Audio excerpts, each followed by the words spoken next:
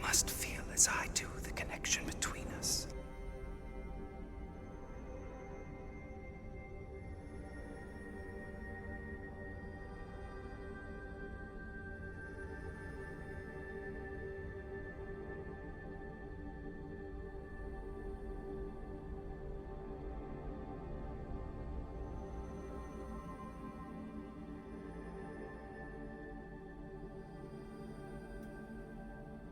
Hello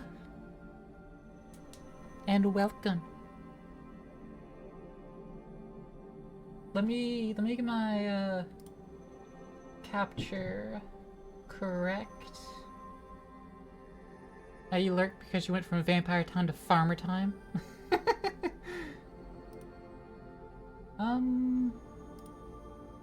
Is this correct? Yeah. This is the correct cut of things. Ish. It's correct enough. It's correct for playing the game. So we're back to this. It's been a while. It's been a while since I've done like magic stuff on stream. Had it. I don't know where my cat just wandered off to. She's not behind me, is it? No, I think she's up the room. Okay, I can scoop my chair. But, we are building a magic deck today. Because I got inspired earlier today. But I didn't have, you know, like, time to actually do it. So I'm making time to do it. By taking your time. I have titled this deck, the working title is Yes, Chef. Why? Because I want to build a food deck. Yes, I said a food deck. Why? Because I can. That's why.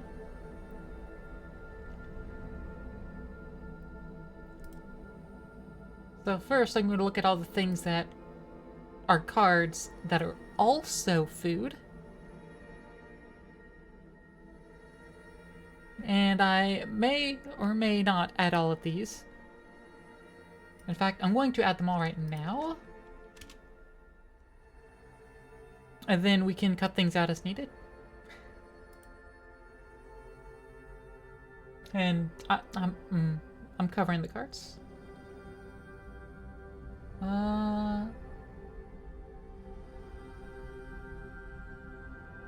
know what? Brilliant idea. Why don't I just move across the screen real quick? Look at me, I'm schmoving. Ever so slowly. Pixel by pixel. I'll just put myself back on the other side before the end of stream.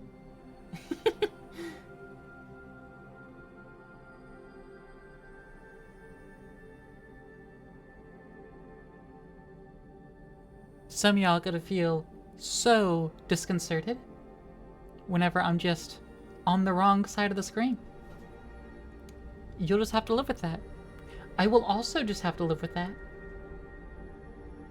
Don't worry, this affects me too.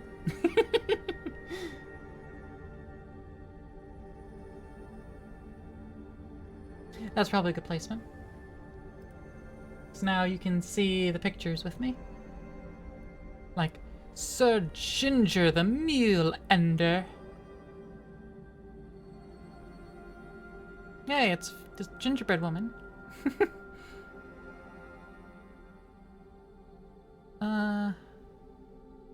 Actually, I think this one's legal. Neat. Ginger Behemoth. It comes from an unknown set. This doesn't actually exist. Same with these. These don't actually exist yet.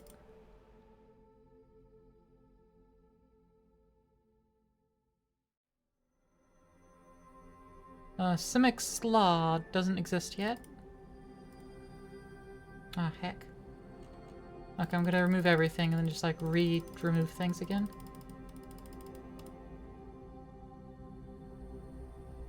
These in particular, these say unknown.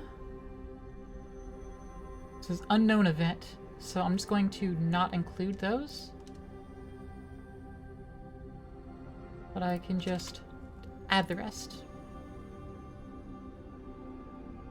And, I guess it's a 15 card start.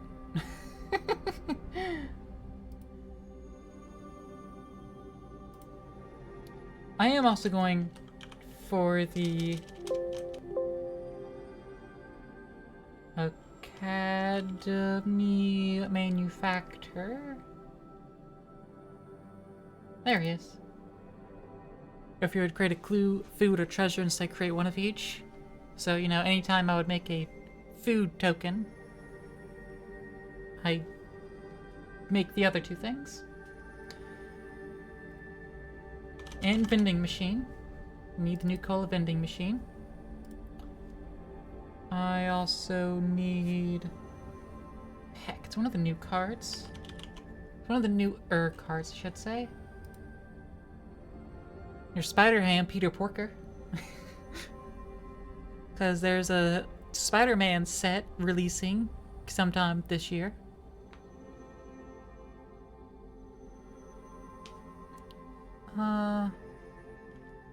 There's the Edge of Eternities, which is where some of these foods come. Here he is. Ragost, Deft Gastronaut. Artifacts you control are foods, in addition to the other types. And have a 2-mana tap, sack for 3 life. Like most normal foods. And I can 1-tap Ragost, sack of food, to deal 3 damage to each opponent. And he untaps at each end step if I gained life. So if I eat a food, he'll untap. Which is very good. New Cola vending machine. 1 mana, tap, make a food. And whenever I sack a food, create a tapped treasure token. But Academy Manufacturer says, if I create a clue, food, or treasure, get 1 of each. Which to the Deft Gastronaut, clues and treasures are also food.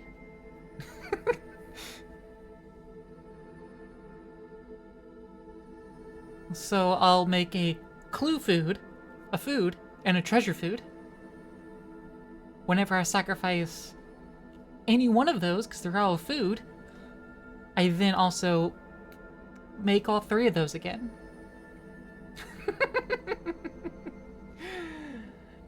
Yeah. And that includes these artifacts that are also foods. Like the 3 bowls of porridge. Whenever I end up sacking it, it then replaces itself with more food, and treasure food, and clue food. Alright, this nutrient block is an indestructible food. Neat. The only thing that happens to it is when I sack it. It can't be just destroyed arbitrarily. Also, there's something wrong with this image. Because that laser kind of jumps like an inch over there.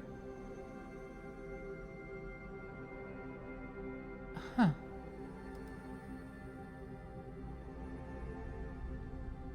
That's weird. Can I zoom in any further on this? No, I can't. Oh, you also can't hear the background music. I got background music playing.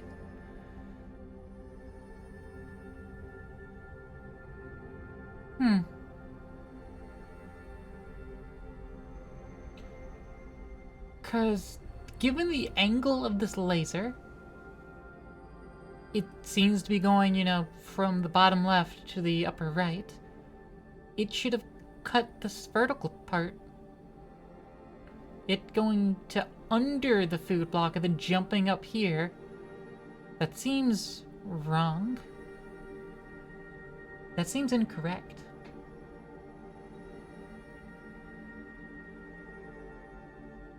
Hold up. MTG. Francisco Mihara. Let's look up this artist.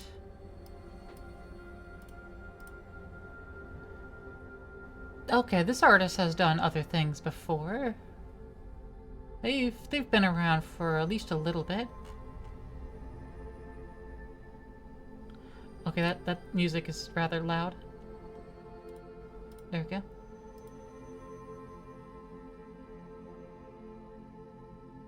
They've done art stuff.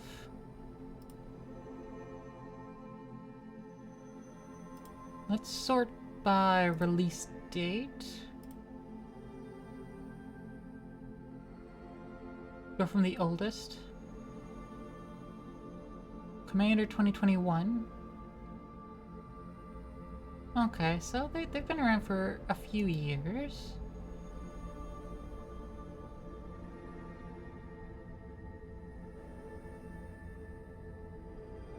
So have they made any other errors recently? I mean, that looks like an error to me. Unless there's a different crack somewhere else.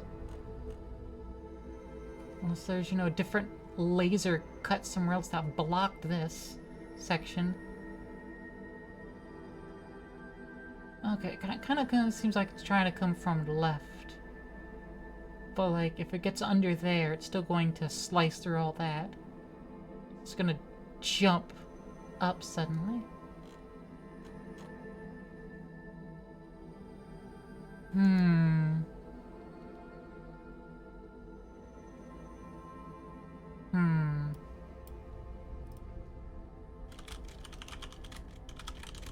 NTG nutrient block art.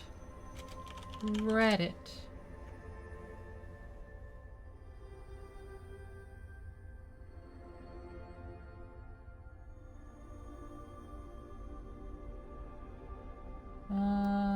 Boop. Let's see. Is anyone else talking about this at all?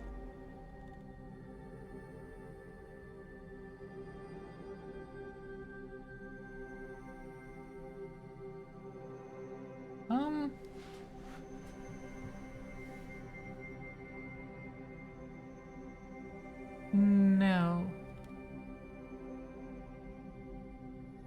I don't see anyone mentioning that weirdness. I guess it just unsettles me. It's just a me thing.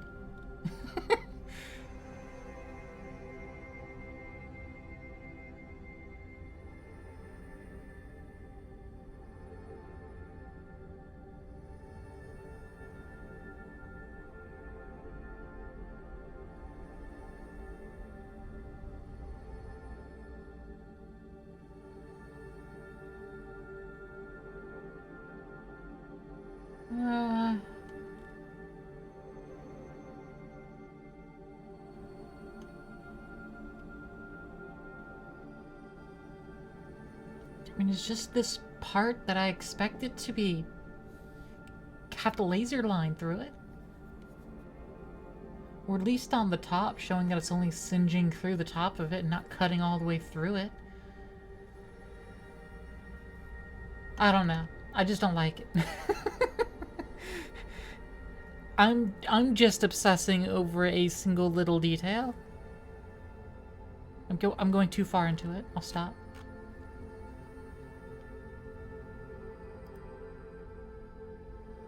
The other one was artifacts enter untapped. I need a way to make my artifacts enter untapped.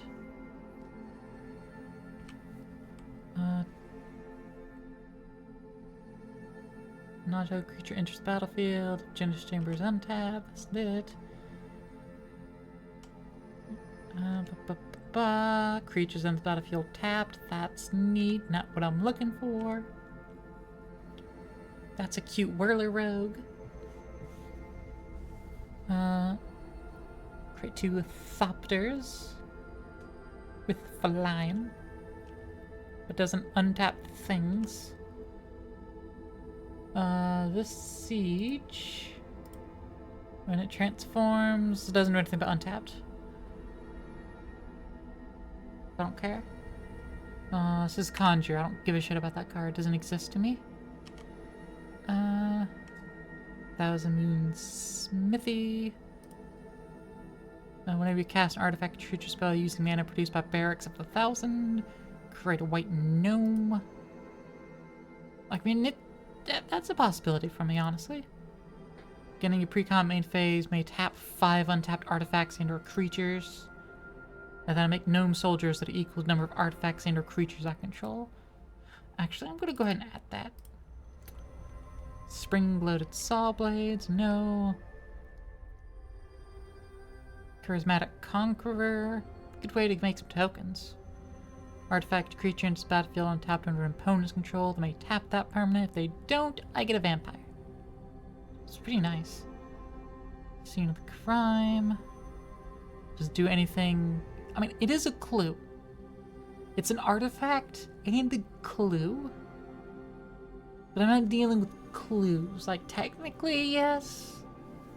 I really just care about artifacts in general, but I specifically want to do food and cooking. Because I want a thematic deck. I don't want a win more deck. I want a thematic.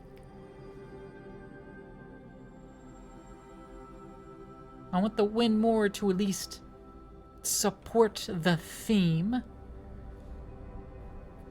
Not just like, oh yeah, I'm making clues because that'll make me food. No. I would just want token doublers to make me more food.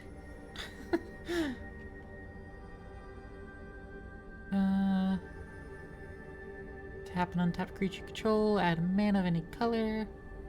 For one of each color, and 3 more, and sacking the artifact, create a dragon and reliquary dragon. No. Omega Heartless Evolution. That's Final Fantasy card. When it enters, for each opponent, tap up to 1 turn, blah blah blah blah blah. Nope. Ice Flan. Nope. Mechanozoa. Nope. Cryogen Relic. Horizon Explorer. Makes my lands enter untapped. Attack a player, create a lander token.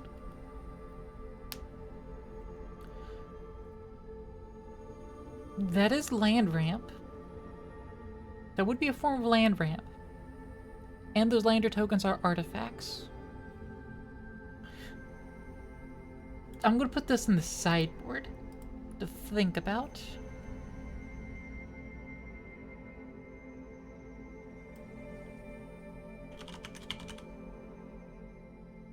What if I put permanent instead? That doesn't add what I am wanting it to add. Oh no, there's Arkelos. Yeah, Arkelos is who I was looking for specifically. As long as Arkelos is tapped, other permanents enter tapped. As long as he's untapped, other permanents enter untapped. Both for me and my opponents. There's also the amulet I'm looking for. Amulet of Vigor.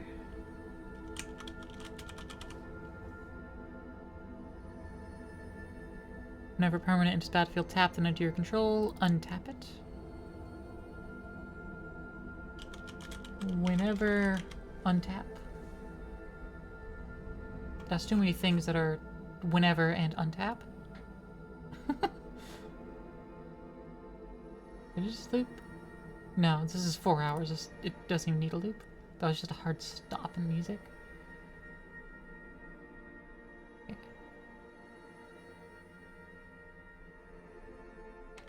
Whenever enters tapped, untapped. There we go.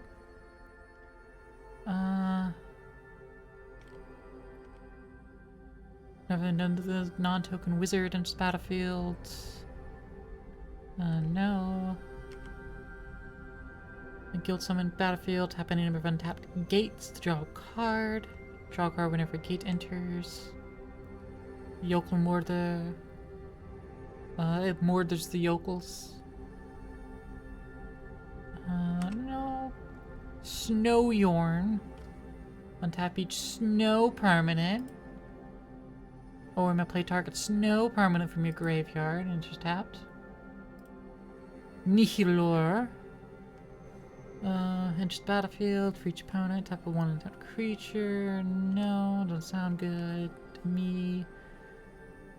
Furbolg, Flutist. Nope. Lucamina, Frostfist Strider, Tiller Engine. Whenever a land enters battlefield tapped and under your control, you can either untap it or tap a non-land permanent opponent controls. Neat. Traxo, Scourge of Krug. And if you cast a historic spell, untap it. Near Battle Skier. Invasion of Kamigawa. The Watcher in the Water. Saradak, Master of Buckland. Solitary Sanctuary. Never tap an untapped creature opponent controls. Get a 1/1 counter on target creature I control. Shrine of Numbing Depths. Numbing. Tap one or more tap creatures opponent control. Draw a card. Triggers only once each turn.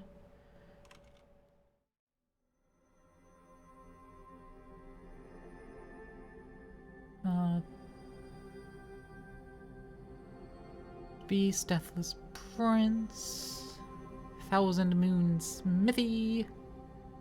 Yeah, I've already added that one.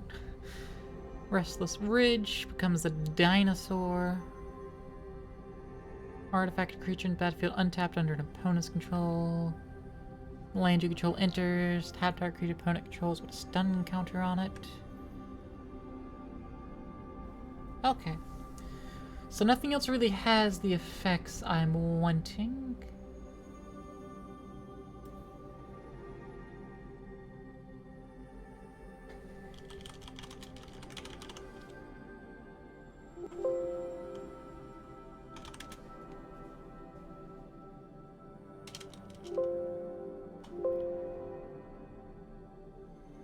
I'm going to mute my desktop audio so you don't have to hear the Windows sound effects. I wish I could just stop them from playing for me. Actually, can I?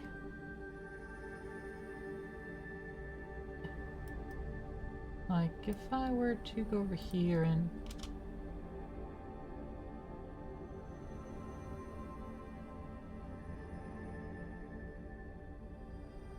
What source is playing that?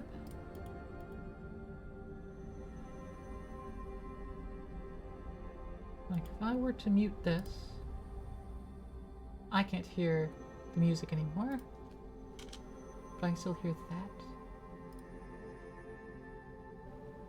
Mute this.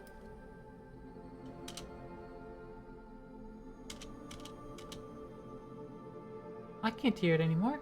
Y'all could if I didn't mute it for y'all. But okay, there we go. Now I don't have to hear that sound anymore either.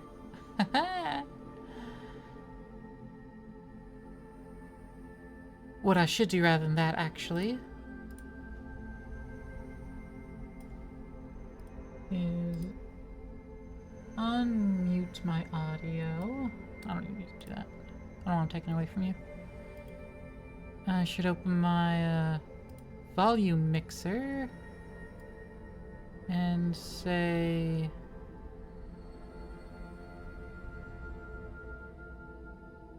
I guess it's coming through on system sounds.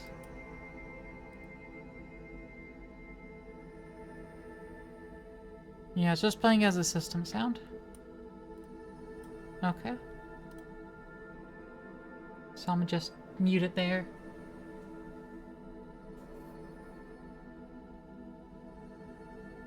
Okay.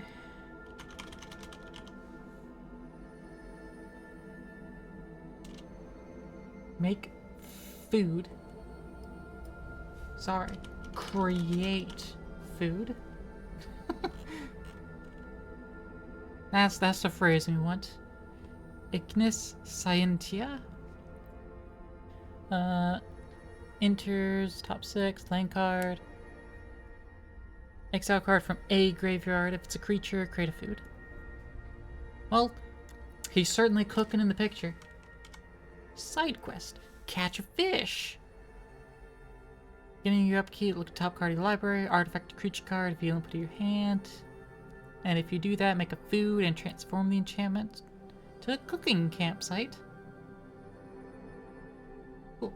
I'm going to just swap on over to the word cook. Tough cookie? We already got a tough cookie in here. Tough cookie. Tough cookie and just create a food. Overcooked. Ah, that's an alchemy card. We don't give a shit about those.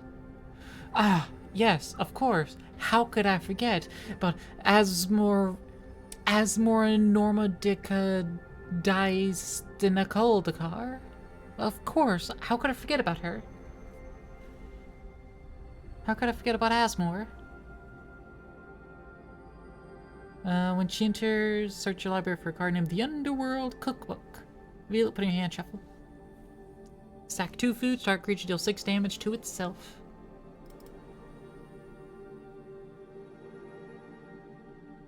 And as long as you've discarded a card this turn, you may pay a mana to cast Asmor. And the Underworld Cookbook. Tap and discard to create a food token. And 4 tap sack to return target creature card from graveyard to hand.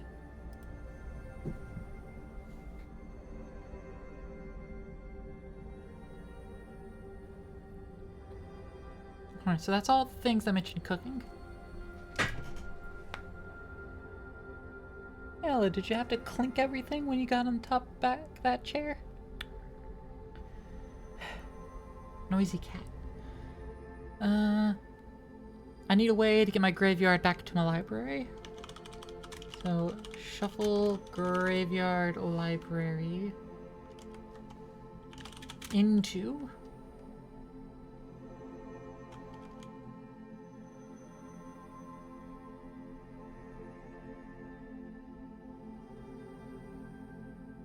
there was specific cards I'm thinking of for this. Is it the favorite one down here? Not the sign of the Earth Dragon.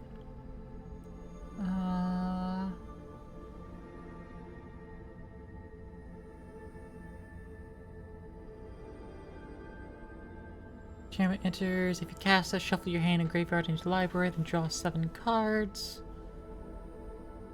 The first spell each player casts during each of their turns may be cast without paying its mana cost.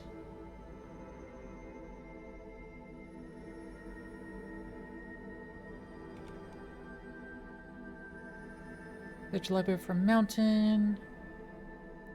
No. I wish you could also omit. Maybe I can. What if I do advance?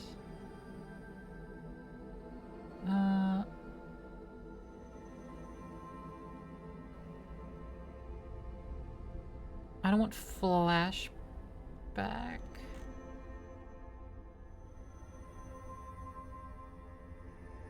So, flashback. Not. So we'll not the flashback. Johnny's Aid. Search.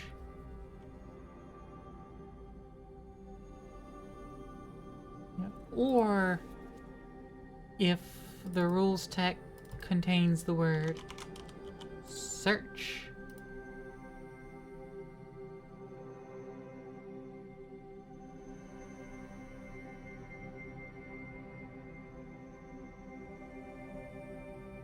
So if it contains flashback or search, I want to not find that card. Gain 2 life for each card in your graveyard, then shuffle your graveyard into your library. That costs 8 mana. No. No. Archival Whorl. Gift Heuristic Study. Interesting. Additional... Actually, I think I can do what I'm wanting to do elsewhere. Image view, list view. No, I can't. Okay. Sets.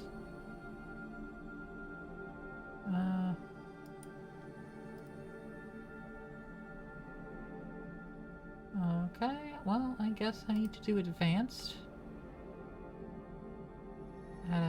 And set.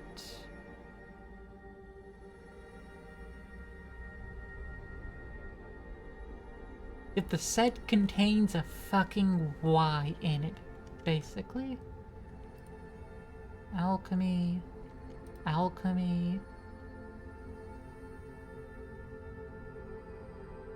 alchemy, alchemy. Get your dumb alchemy bullshit out of here. Nobody likes you. Go on, get.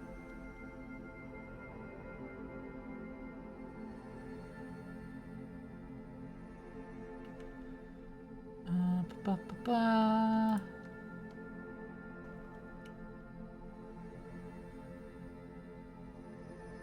Nope, all this alchemy bullshit.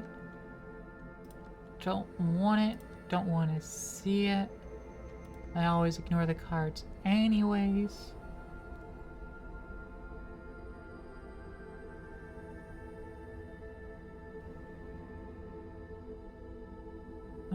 Any more alchemy? I think that's all the alchemy. Cool. Not alchemy. There we go. Barishi. If when it dies, exile it, shuffle all creature cards, graveyard to library. Shuffle any number of target cards from graveyard to library and add 2 blue.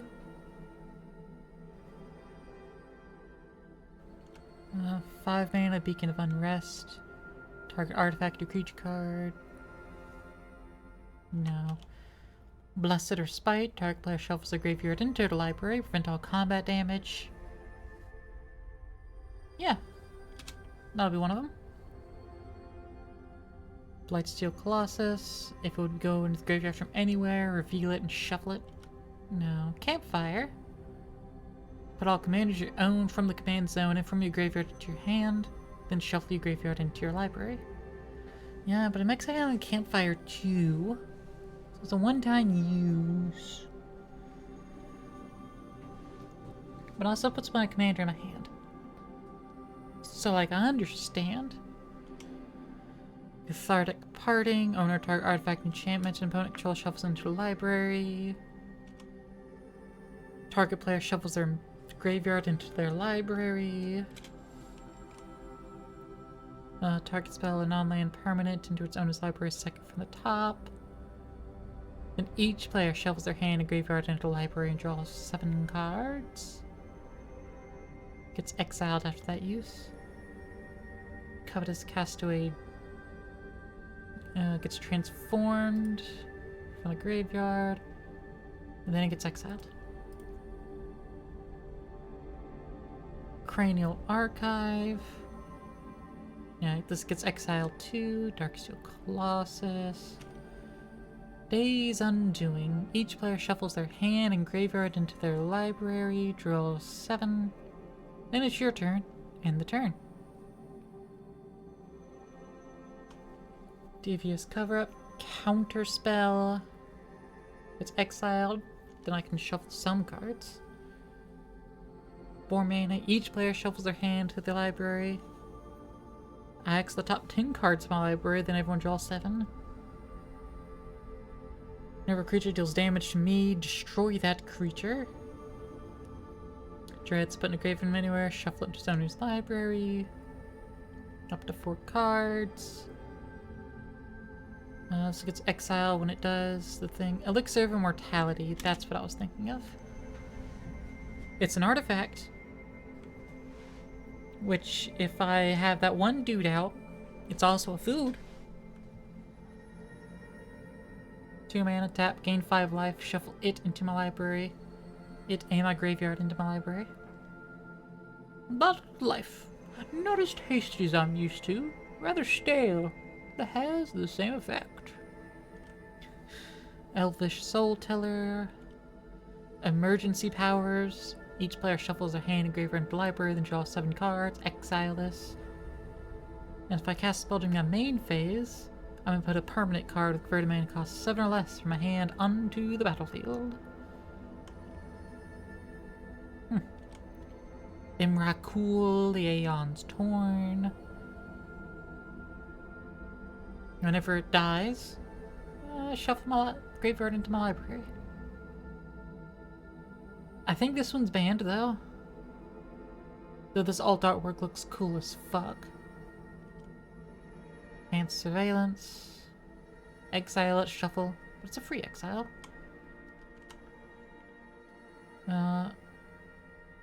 Tap, exile, shuffle. I would like a reusable shuffle. I have the Elixir of Immortality, but, you know, that's one card. I'm gonna guess the exiling's not too bad. It thins my deck out.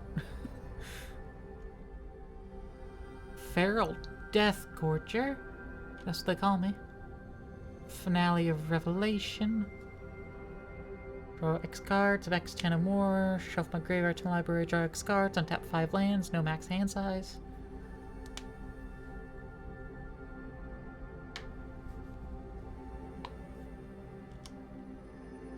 Gaia's Blessing.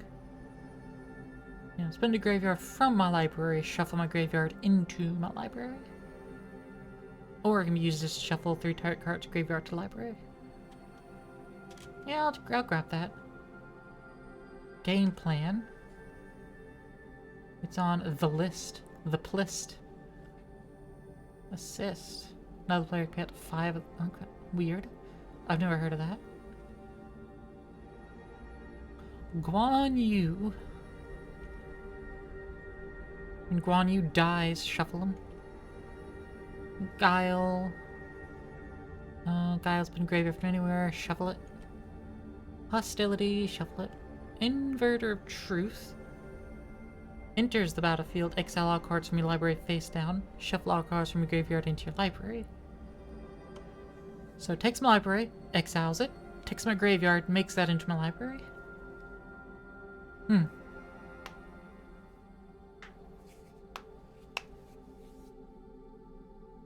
Interesting.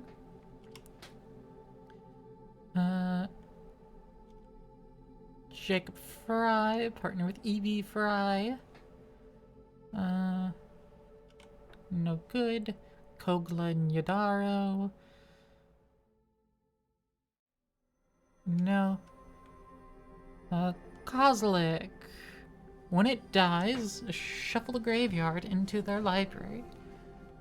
I don't think Kozilek's banned, but it's also an Eldrazi with Annihilator 4. Paying a big target on back. Also expensive as fuck. Oh, hey, learn from the past. Shuffle graveyard to library, draw a card. That can work. Legacy weapon. Put the graveyard from anywhere, reveal it, and shuffle it into my library. Okay. Limbas. When it's put in the graveyard from the battlefield, shuffle it into the library. So it never really goes away. Lose the game, instead shuffle hand, graveyard, all permanents. Then draw 7 cards, now total becomes 20. Loaming Shaman. Shuffles any number of target cards from the graveyard into their library.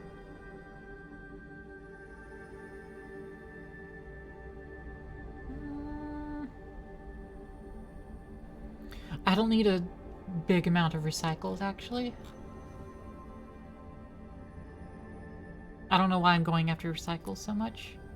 Because I'm planning on... Right, I just need to return artifacts, really. Or return specific creatures. I can build this deck better.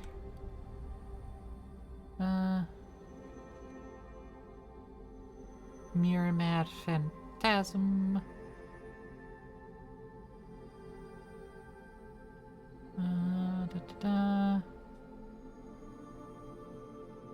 For 2 mana, Mirror Mad Phantasm's owner shuffles it into their library.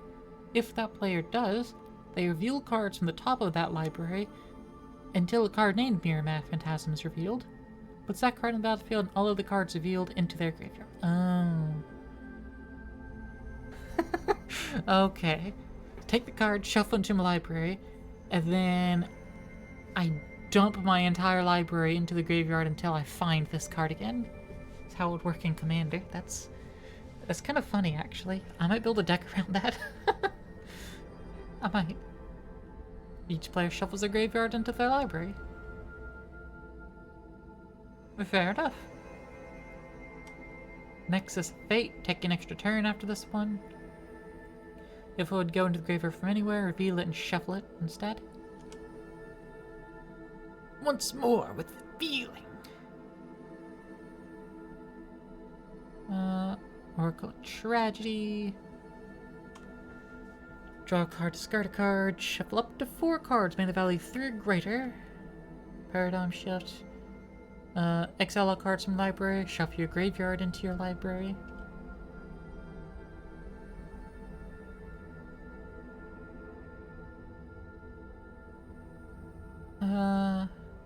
It gets exiled, then shuffle graveyard. Any number of creature cards from graveyard to library. Progenitus, it gets shuffled if it were to go to the graveyard from anywhere. Shuffle all cards graveyard to library. Target player puts that many cards on the top of their library into their graveyard. Oh, neat.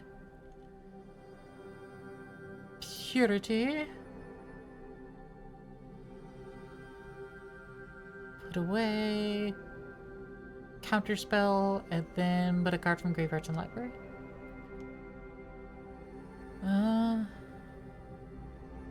This is a few different things. I could use 2 of them at a single time, which is neat, nice.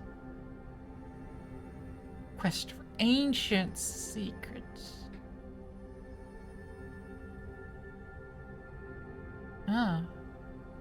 Move 5 quest counters and sacrifice it.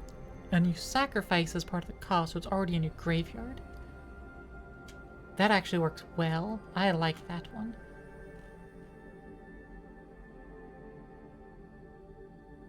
Honestly, more than Learn from the Past. Get rid of that. Too expensive. Oh, this is Learn from the Past, but better. It doesn't draw a card, but target player shuffles. Shuffle any number of creature cards, graveyard to library. All creature cards from target player's graveyard and that player's library. 2 permanents from graveyard to hand. Then target player shuffles out 4 cards from graveyard to library. Exile.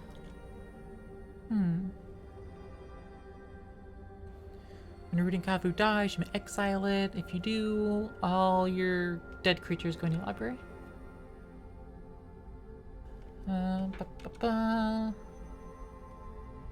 Each player may shuffle their hand and graveyard to the library. Those who do draw 7.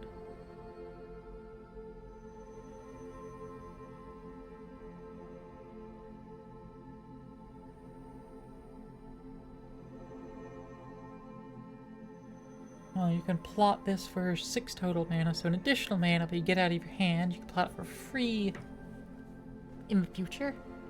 Make it a threat. Stream of Thought. Then you can replicate it multiple times. Struggle to survive. And it gets exiled when you cast the survive half. Struggle deals damage to target creature equal to number of lands you control. And then shuffle. Each player draws stuff. Well, shuffles all their hands, graveyard, and permanents into library. Then draw 7 cards and the life total becomes 7. Restart the game at 7 life. Cameo meets the story circle.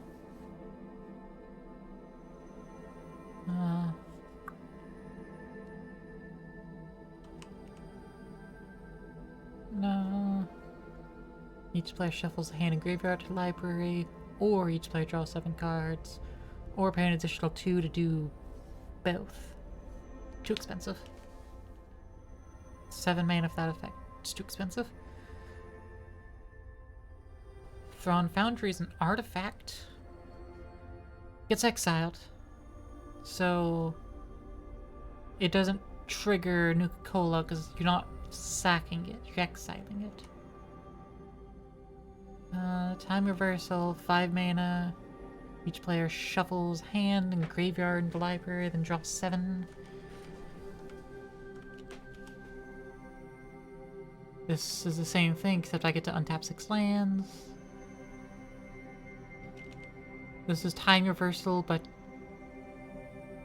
cheaper? Doesn't get exiled either. Each player shuffles hand and graveyard into library, then draw 7. Then put Time Twister into an owner's graveyard as reminder text. Not bad. Trinzalore Clock Tower.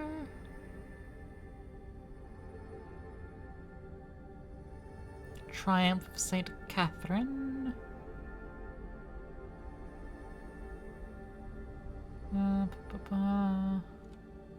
Tunnel Vision. Ulamog, the Infinite Gyre. Infinite Gyre. Vigor. Wand of Vertebrae. Nope. Left walking already looked at. Witness the Future. World Spine Worm. Yadaro, Wandering a Monster. Okay.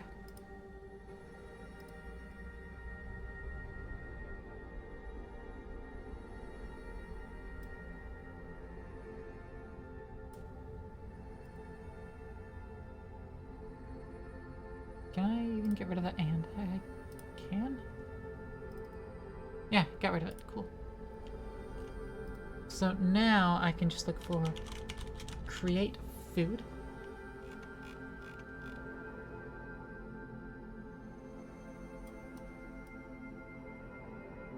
And I will go with set order from the oldest that deals with food. These 3 blue mana spent to cast this spell, create a food. Nah. We're going to be dealing with 5 colors. We don't want to worry about the cat using 3 to get a food. ETB, make a food. Whenever you sack a food, you may pay an additional mana. Look at the top 2 cards of the library, put 1 in your hand and the rest at the bottom of the library. In theory, every time I do anything, I should be sacking a food. I mean, it'd be great searching through my deck, but that's additional 1 mana every time. Which I can do with all the treasures that I'll be making through the vending machine. Savvy Hunter attacks or blocks, make a food, sack 2 foods, draw a card.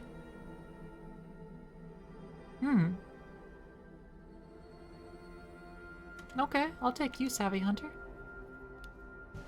Oko makes food. Oko's banned though too, isn't he? Is Oko still banned? Scryfall, Oko, Thief of Crowns. Leeling Commander. Okay. Make a target artifact creature lose all abilities. Become a green elk. It's just forever an elk. Then I can exchange control of target artifact or creature I control, and target creature opponent controls a power 3 or less. So I think get to steal that elk. But it's just a basic elk. I suppose there'd be a way to blink it. That's what these decks were exploiting with it. Blink effects to turn it into the full creature again. But we know Oko makes food. That's his primary purpose here. Equipped creature, whenever it deals combat damage to a creature, make a food. Giant opportunity, sacrifice 2 foods and make a giant, else create 3 food. So you can sack 2 food, make a giant, or make 3 food. It's not bad. ETB, make a food. Otherwise, it just kind of bolsters creatures. Banner effect.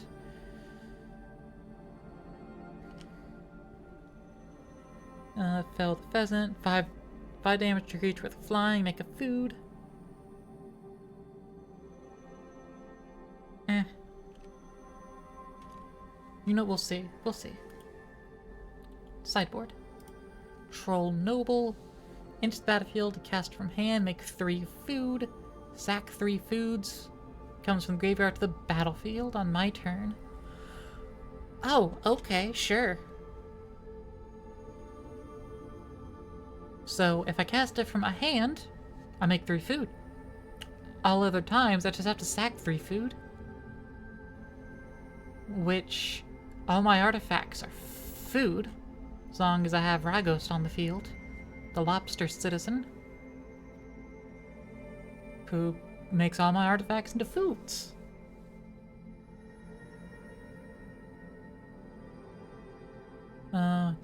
Barter cow dies when you discard it, create a food.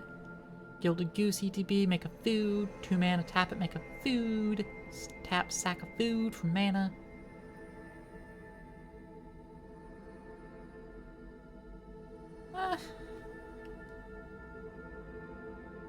It's kind of a mana rock. Kinda have to charge it. I'll put it in.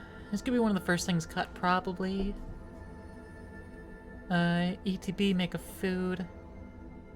Doesn't otherwise make foods. Destroy a target creature, make a food. A 4 mana kill. I'll add it, might be cut. Witch's Oven, tap, sack a creature, make a food.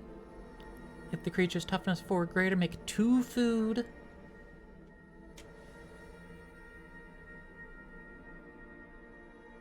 If I could animate my artifacts too, like yes, I sack this food to make a food, and then I sack the food to make a food.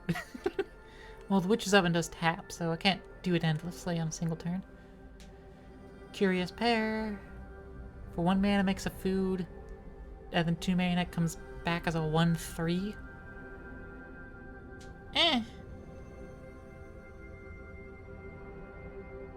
Bit of a chump, I suppose. Each player sacks 3 creatures. I create 3 foods. Maybe.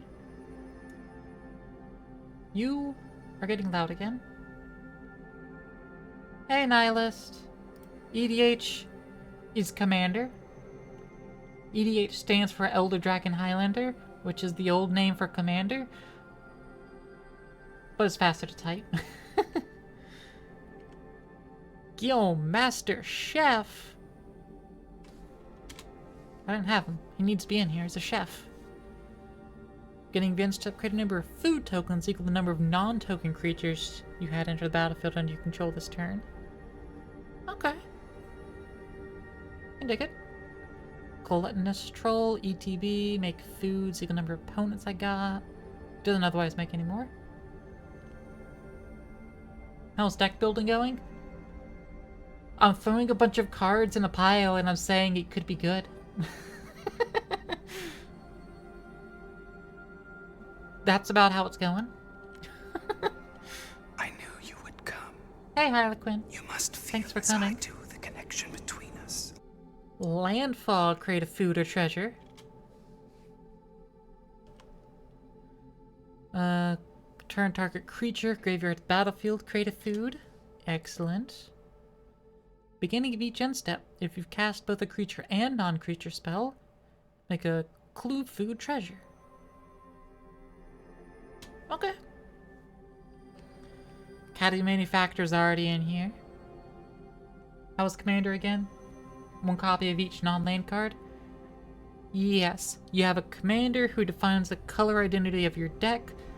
Your cards can only have that color identity or less. So if your Commander card has a red pip and a white pip anywhere on it, all your cards can only contain red pip, white pip, none or both. Yeah. And otherwise, basic lands, you can have as many of those as you want. If it's not a basic land, singleton rule, you can only have 1. Killer Service ETB, food, equal number of opponents you have. Get an event step, may pay 2 and sack a token, make a 4/4 green rhino. Sure. Giant bear. HBG. Alchemy Horizons. That's an alchemy set that that isn't being omitted. Also, I'm still omitting this. I meant to not omit it. Oh well. Wolf's Quarry. Create 3 boars. When each one dies, they create a food. Nah. Fierce Witchstalker ETB, make a food, no. Potatoes, skipping this unknown set. Rocco, Street Chef. Beginning of your end step, each player exiles top card to the library. Until your next end step, each player will play that card. And a player plays a land or a spell from exile. Put a 1/1 counter target creature and create a food. Sure. Voracious Fell Beast. ETB, each one sacks a creature, create a food token. It's still like a one-time effect. I have some return to battlefield stuff. It'd be so funny if basic lands were also limited. In this deck, they're basically gonna be, because I'm gonna be focusing on making sure I get my 5 colors. Stew the conies. Stew the conies. Target creature you control, deals damage equal to the power to target creature you don't control. Make a food. No. Shire, 2 mana, tap an untapped creature you control, create a food. Yeah, I can have the Shire. Am I running 5 colors? Yes. I'm running 5. So I have access to all cards, specifically 2 cards that I want to have. I am very specifically wanting to have Ragos, Deft Gastronaut, because it makes all my artifacts foods in addition to their other types. And less importantly, but still important, I want... Where is it? Arkelos, Lagoon Mystic. As long as Arkelos is untapped, other permanents enter untapped.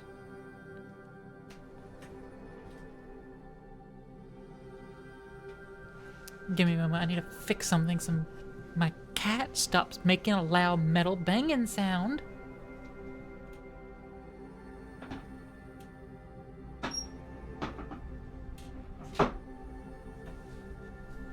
There. Yeah, I'm winning Arkelos primarily to assist with the vending machine. Whenever you sack a food, create a tapped treasure token. So you can see what's going on, right? All of my artifacts are foods. Whenever I sacrifice a food, I make a tapped treasure token. But I want it to be untapped and usable immediately. But the treasure token is also a food, so I can sack it to make another treasure token. Endless recursion. What's extra good is combining it with the Academy Manufactor. If you would create a clue, food, or treasure token, instead create one of each. So I sack a food to make a treasure that's also a food. But then I also make a food and a clue, which are also foods. So I sack any one of those to make another set of 3. In an endless, recursive cycle. Yes, it's a food deck. That's why the working title of the deck is Yes, Chef.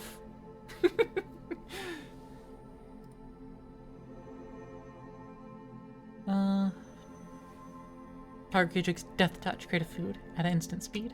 Yes, please. Shalab, Child of Ungoliant. Death Touch Ward, gives my other spiders Death Touch Ward. Never another creature's dealt damage this turn by a spider. Oh, whenever it dies after being dealt damage by a spider, create a token copy, except it's a food artifact. This makes food. And it loses all other card types. Doesn't necessarily lose the other abilities though, but it does lose the other card types. What's with card games having a lot of cards based on food? In Magic, the whole food run of cards started back in Eldraine when they were printing, you know, Eldraine's the fairy tale set, so it dealt with all the fairy tale stuff, like Jack and the Beanstalk, which dealt with beans, and the Golden Goose, and, you know, gingerbread men. And a bunch of food things are in our old stories, wonder that. And food's just kind of been a staple in Magic since. But it's almost like food's important to human civilization. Funny that. I think it will add Shalab. Might get cut, but it makes food. Second breakfast. Makes a food and boosts 2 creatures till end of turn. Samwise Gamgee. Whenever another non-token creature enters the battlefield under your control, create a food. Sack 3 foods, get a historic. Yes, please, Samwise. This is making you hungry? Rosie Cotton. Make a food token when she enters. Never create a token. Put a 1 counter on dark creature controlled other than Rosie. Sure. Probably should get a snack, we just found a match in Elden Ring. On Elden Ring or Night Rain? I know Night Rain is Elden Ring Night Rain, but you know. It's Night Rain. Revive the Shire. Permanent card, graveyard to hand, create a food. Night Rain? Okay. Because, I mean, you could have found a match in base Elden Ring 2, doing some PvP. Peregrine Took. 1 or more tokens were created under control. Those tokens plus a food are created. Hey! Sack 3 foods, draw a card. Yeah! Oath of the Grey Host. You and target opponent each make a food. Each opponent lose 3 life. Create a treasure. And then create 3 spirit tokens with flying. No thanks. Meriadoc Brandybuck. Whenever 1 or more halflings attack, create a food. I'm not really tipple into the halflings, so pass. Mini partings. Search your life base land card, reveal it, put in your hand, shuffle, make a food. For 1 mana? 1 mana, I can get the land? Yeah, sure. Do some color fixing for me. Generous int ETB, make a food, and also forced cycle. So 6 mana for a 5/7 with reach that makes a food. No, thank you. Galadriel, Gifted Giver. ETB or attack. I can either 1/1 counter on something, make a food, or make a treasure. Okay. Might get cut, but let's add for now. Eleanor Gardner. ETB, make a food. Getting every step if you've sacked a food. Search the library for a basic land card, put in the battlefield, tap, shuffle. Okay. Give me some more basic lands. East Farthing Farmer. ETB, make a food. When you do, target creature you control gets 1/1 till end of turn for each food you control. Okay. Enter. Make 1 do real strong for the turn. I'll pass. 1 tap, sack a creature, draw a card, then create a food? No. Costs mana to do that. I can only do it once. It's 5 drop for a 4/5. Have to sack a creature. No thanks. Butterbur, the Brian Keeper. Beginning of your end step, if you don't control a food, do so.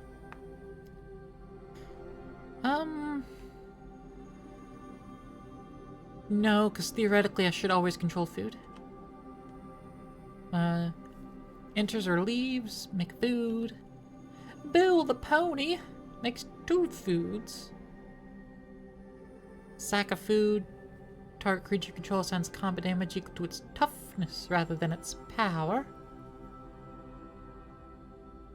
Battle of Bywater. Destroy a creature's power 3 or greater. Then create a food token for each creature you control.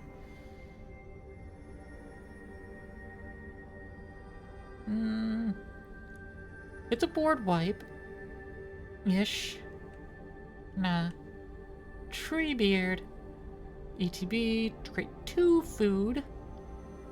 Gain life with that many one encounters a target halfling or tree folk. And it's 2 tipple with its benefit. Granted benefit go on itself. And has trample. But only makes the food once. Sam!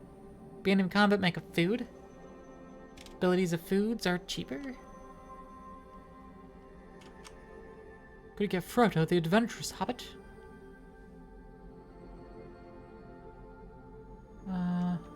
Frodo's not on this list, I don't think. No.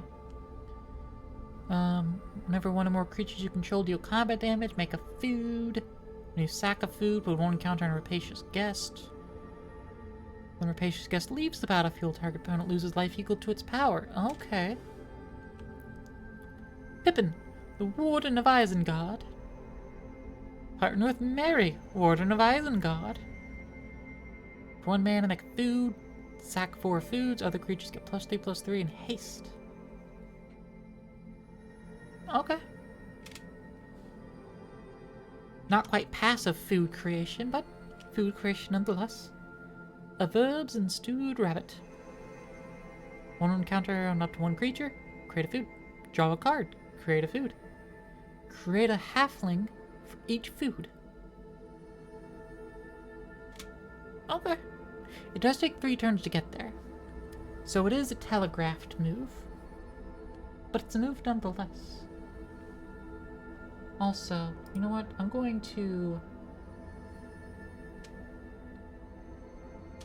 widen this out to the rest of the screen.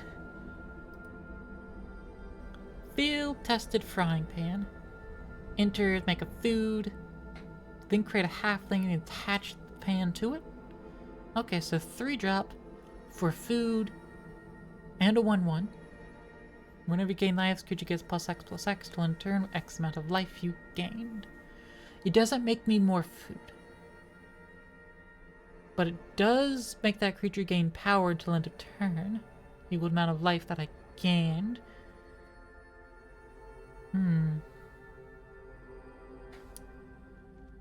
I'll grab it. Farmer Cotton enters. Create X halflings and X food. Where X is the cost. Okay. Yeah, that's a way to make a bunch of foods. It's at once, but it can make a bunch, as well as a bunch of halflings. The Witch's Vanity. Restore target creature opponent controlled, mana value 2 or less. Make a food. Create a wicked roll. Create a human. Create a food. Put X 1 encounter target creature. X is 1 plus the number of foods I control. Not bad. Yeah, this is back in Hill Terrain again.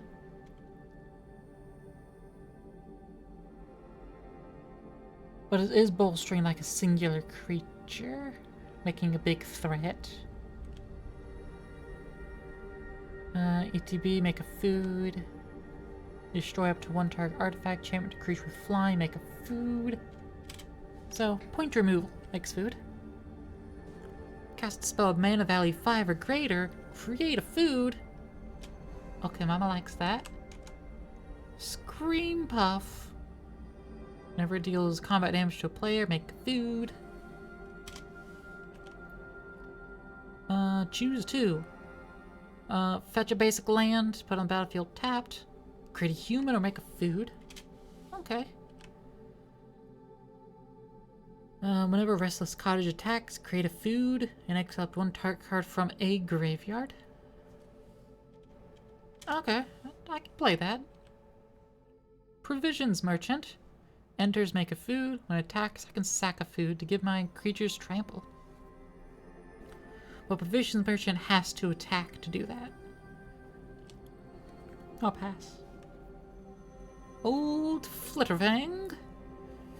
Getting to each end step. If a creature had died, create a food. And then 3 mana and sacking another creature artifact. Flitterfang gets bolstered. Cool.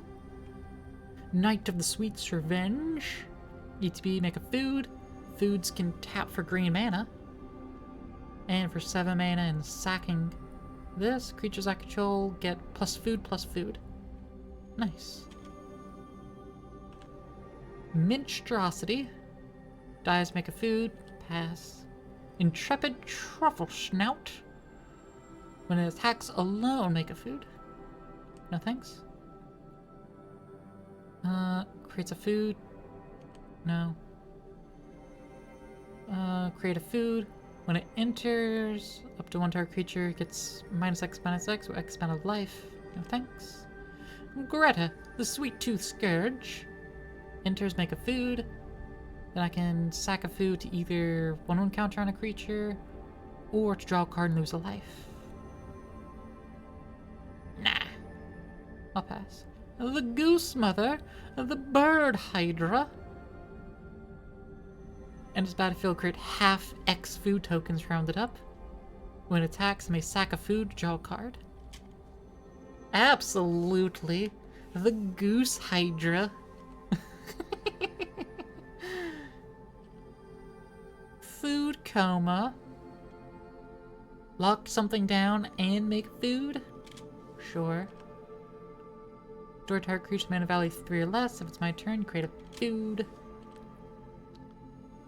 Experimental Confectioner enters battlefield, create a food. Whenever I sack a food, make a black rat. I mean, if the infinite loop, that should be easy. Create a 1/1 white human creature token and a food token. Getting upkeep, may sack an artifact geometry token. If I don't tap it. It has backside. No, it doesn't. Oh, just because how it's implemented with its adventure. Okay, makes sense. I have to sacrifice artifact geometry token. No thanks. Bernard, Ginger Sculptor. Each creature you control that's a food or golem gets +2/+2 and has trample.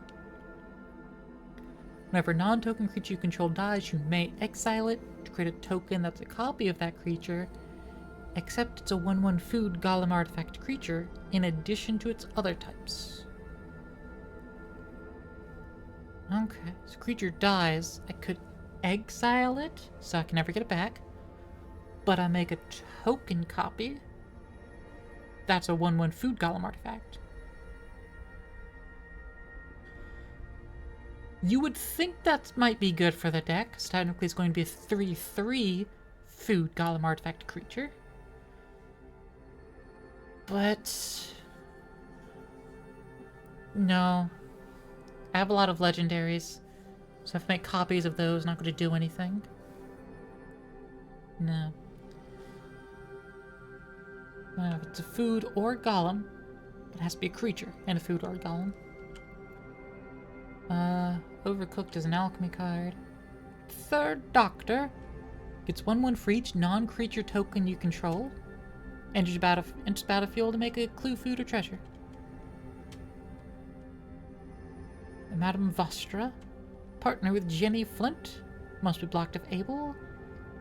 When a creature dealt damage by Madame Vostra this turn dies, create a clue and a food. So when Madame kills something, make a food. Unfortunately, that doesn't happen all too often. Must be blocked if able, which helps. But it relies on opponents having a bunch of weak cards out. I'm going to sideboard it. Graham O'Brien. cast a spell from anywhere other than your hand, create a food. That's it? Okay. I'll add it.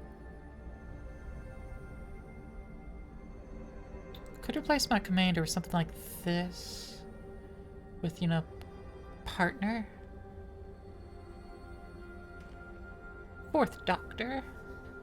Upgrade the library at any time. Once each turn, you'll play a historic land or cast a historic spell from the top of your library.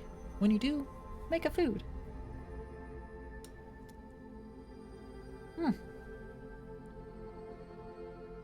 You know what? Yeah, you get to go on the deck. You make food. Make jelly babies.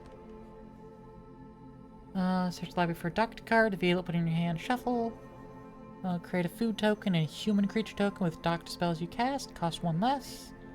And create a token that's a copy of target creature, except it's a legendary alien named Prisoner 0.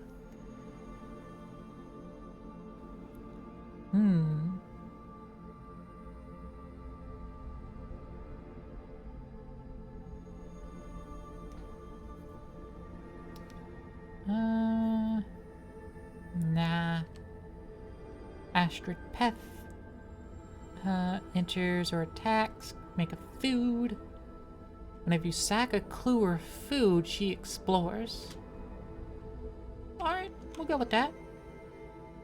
Crovet Haunch, we got that already. Sophia, dogged detective. Definitely not Shaggy.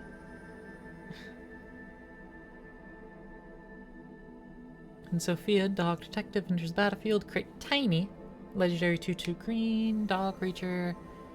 Sack an artifact token, put a one counter on each dog you control.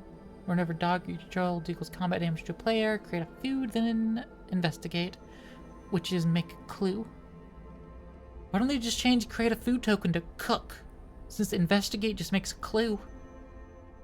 Like, yeah, whenever a dog you control deals combat damage to a player, cook, then investigate.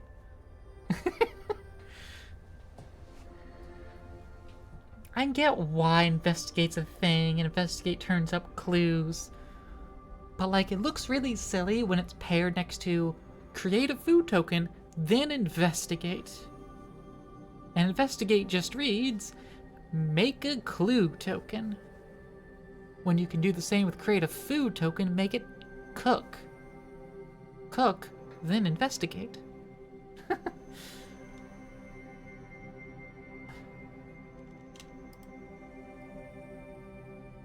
I accidentally hit W instead of up. There we go. But yeah, so Sophia's not going into the deck. I mean, that requires me having dogs, more than the one. Apothecary White. And the Clue set. Ravnica Clue Edition. Vigilance. Whenever you attack, create a food token for each player being attacked. And then I can tap foods to create humans. Okay. I can take it. Ah, the White Glove Gourmand. ETB, make 2 humans. Getting good step if a human died, create a food. Alright. Vault 101 birthday. Make a human soldier and a food. You may put our equipment onto the battlefield. If it's equipment, may attach it to a creature. Survival medkit can draw a card, can create a food, or lose all rat counters and sack the medkit. Sierra, Nuka's biggest fan. Nuka-Cola Challenge. Whenever one or more creatures you control deal combat damage to a player, quest counter, and make a food. Whenever you sack a food, target creature gets +X+X, where X is the number of quest counters on Sierra. So.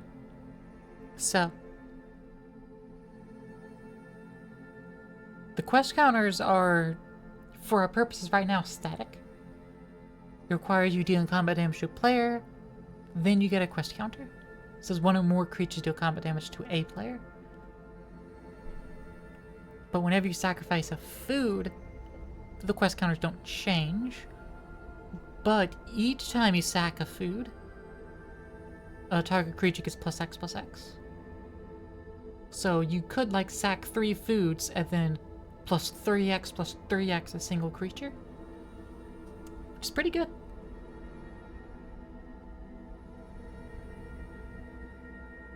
And just requires me to hit a player. I'll take it. Over encumbered, enchant opponent. Enchanted opponent creates a clue, food, and junk. No. Nuka-Cola vending machine. Transmutation, font. Create your choice of blood, clue, or food. Sack 3 artifact tokens with different names. Search the library for an artifact, put it on the battlefield. Sure. Bristlebud Farmer. ETB, make 2 food. When you attack, sack food. If you do, mill 3 cards, put a permanent from among them into your hand. Okay, so I mill 3, then I can put one of those in my hand. Okay. You know what? I like that. I'll take it. Albiorix is from Alchemy, so I don't even read it. Sorin of House Markov. Lifelink, extort, beginning post-combat main phase, gain 3 or more life this turn. Then transform. Exile and return transformed. To Sorin, Ravenous Neonate. +2, make a food. -1, deals damage equal amount of life you've gained. -6, gain control of target creature. Becomes a vampire. Put a lifelink counter on it if you control a white permanent other than that creature or Sorin. Okay. So, I eat a food before my post-combat main phase. And Sorin gets to transform. And make food. Alright, Sorin. I see you. You're also pretty cheap. Vine Reap Minter. Enters or dies, make a food. Valley Rally. Gift food. You may promise an opponent to gift as you cast the spell. If you do, they create a food token before its other effects. Creatures you control get +2/+0 until end of turn. If the gift was promised, target creature you control gains first strike until end of turn. So if I gave an opponent a food, then in addition to all my creatures getting +2/+0, one of them gains first strike. Okay, but it doesn't make me food. Whenever one or more creatures you control die, make a food once each turn. Whenever you sack a permanent, target player mills 2 cards. Ooh, lovely dovely. Beginning of your end step, may sack 3 other non-land permanents to return a creature from a graveyard to the battlefield with a finality counter on it. Don't like the finality counter, but I go with Scavenger's Talent. Savor, -2/-2, make a food. Choose 1, destroy target creature with flying, destroy an enchantment, draw a card, make a food. That's a good all-around spell. I can gift a food, destroy a target creature, and not lose 2 life. Crumb and get it. Target creature gets +2/+2 until end of turn. And also gets indestructible if I gift it a food.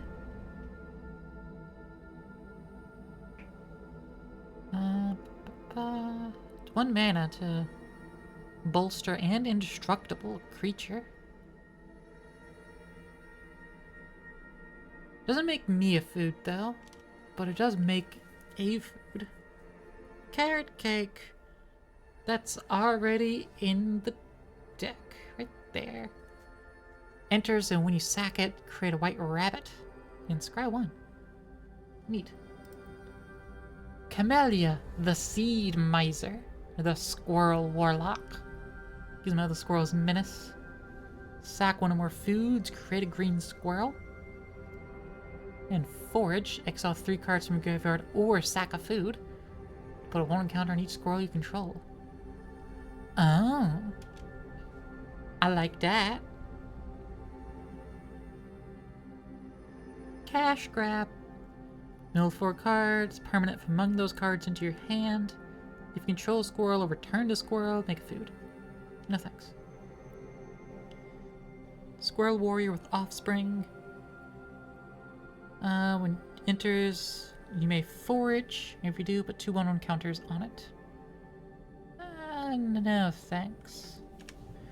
Bumble flower share pot. Enters, make a food. Destroy target non-land permanent. Activate only as this holds 3. Baker's Bane duo. Whenever you expend 4, you expend 4 as you spend your 4th total mana to cast spells during a turn. Okay. Gets +1/+1 till end of turn. That seems extremely niche and not something I'll ever give a shit about. Yeah, spend your 4th mana to cast spells, not activate abilities, just cast spells. Insatiable Frugivore. Enters, create a food, then you max out 3 cards from your graveyard to make another food. Sack X foods, creatures you control get +X/+0 and gain menace. No thanks. Hazel's Brewmaster.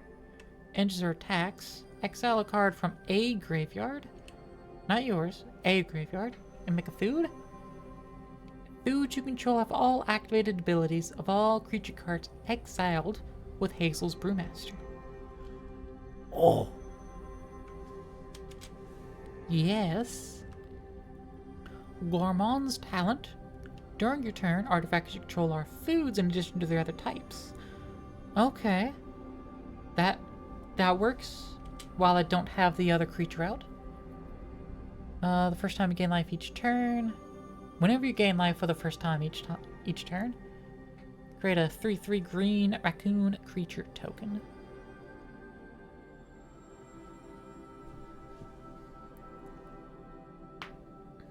Whenever you gain life for the first time each turn, put a 1 counter on each creature you control. Okay, that's pretty good. That's alchemy. Midnight Snack. Instead, if you attack, make a food. Okay. Eager Truffle Snout. Whenever this creature deals combat damage to player, make a food. Nah. Enter, make a food. Like a cat for the first time you gain life each turn.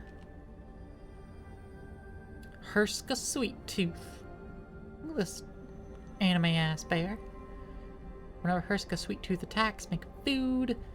When you gain life, you may pay Selesnya. You may pay either green or white. When you do, target creature gains +X/+X till end of turn, or X the amount of life you gained. Now pass. Herska doesn't continue to make me... Well, Herska does every time they attack.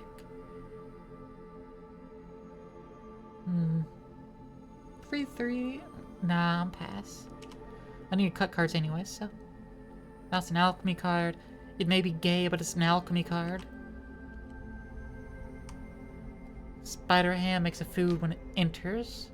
Otherwise, Animal Anthem. Okay.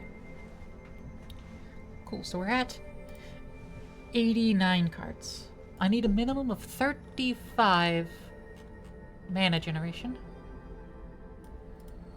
I have 2 lands, so I need at least 33 more lands. And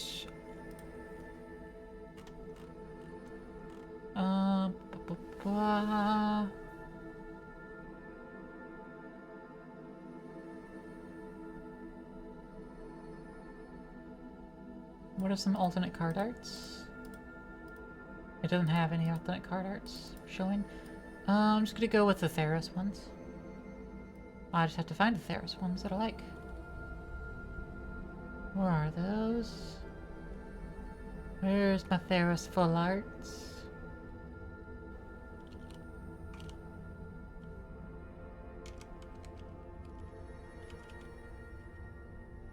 Theros Beyond Death.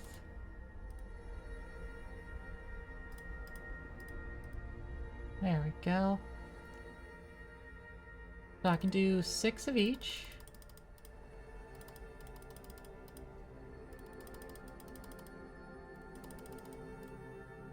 That adds 30, so I'll be at 32 lands. One of which is already a forest. I'm at 32, so I need, you know, one more of each to go up. That's a forest, so that already counts. That's a forest and a swamp, so I'll dock one out of the swamp there. Alright, that's 35. Or 35 lands now. And most of these basics are going to be replaced with multicolored. I'm just doing this for the initial effect of knowing we need to cut 23 cards.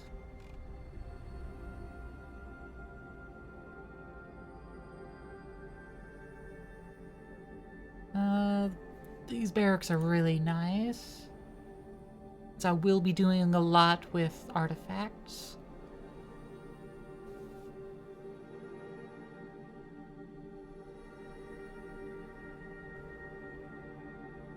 So yeah, I think I'll keep those.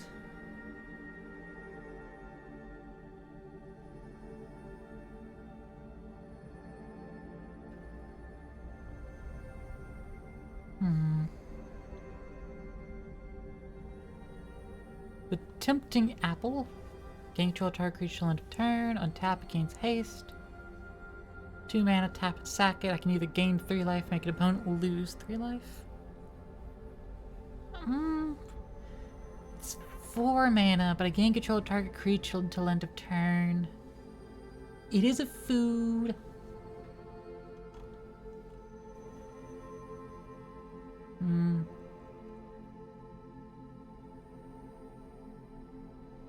When it enters and when you sack it, get a basic land. It's not bad. Fuel test frying pan. I probably won't be making that much life. Well, no, because theoretically, I'll be tap and sacrificing 3 treasure foods to get 3 mana to then pay to sack a food. Okay. Dubious Delicacy, flash, enters, 1 creature gets -2/-3 until end of turn. 2 mana, sack it to gain 3 life, target opponent loses 3 life.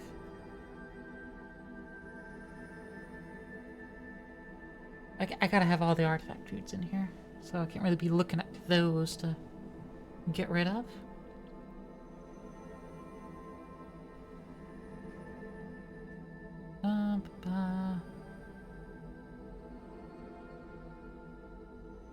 What Crowbot Haunch do? Good creature gets +2/+0.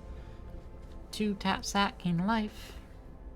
When it's from the graveyard from battlefield, I may pay 2 to create 2 dogs.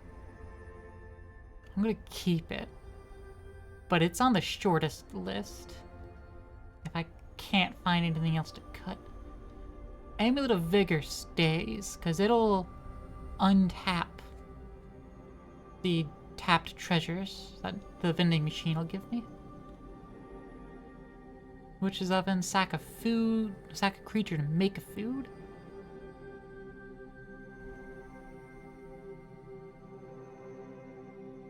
Toughness is 4 greater.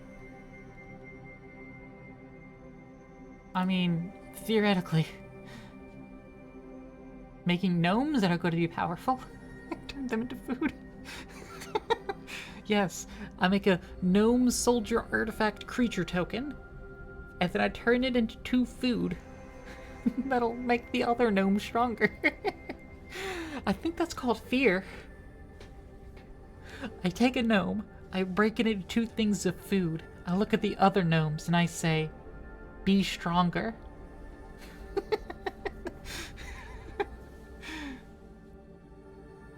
Equal number of artifacts and or creatures you control. So they're getting +1 from the other gnomes. But whenever I turn 1 gnome into 2 foods, they get an additional +1. So, it's fine. It's fine.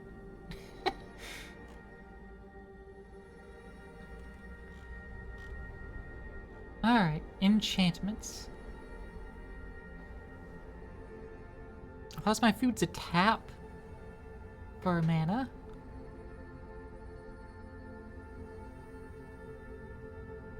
Food coma. I need some removal. If I attack, make a food.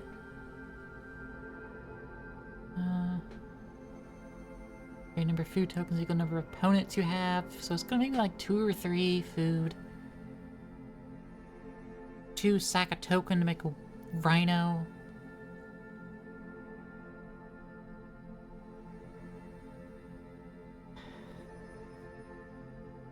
Herbs and stewed rabbit. Sideboard that.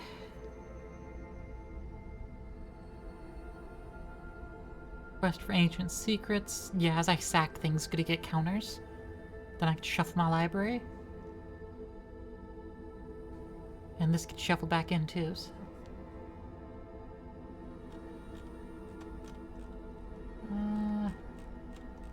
So we're primarily going to be looking at our creatures on things to cut. 4 mana to destroy a creature and get a food. 3 mana to destroy a creature with mana value 3 or less. No, this is a good all-around one, really. Blessed Respite. Got a sideboard. Shalob's Ambush will make me food as well as basically kill something. Crumb and get it.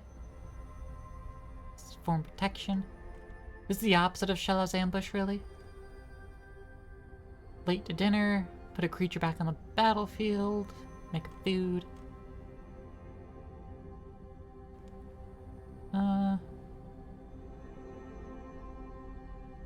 Draw up to 1 target artifact, enchantment, or creature with flying. Make a food. Is that sorcery speed?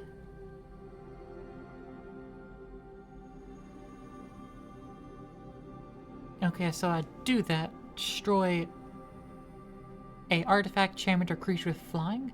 So it can hit artifacts, whereas Paw Patch Formation can't. This does also make a food. It doesn't draw me a card. There's also 1 mana more and sorcery speed.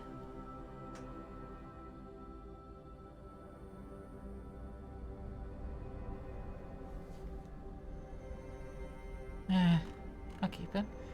Turn from the wilds. Mana fixing and a food. That's basically what this is. Sack 2 foods or gain 3 foods.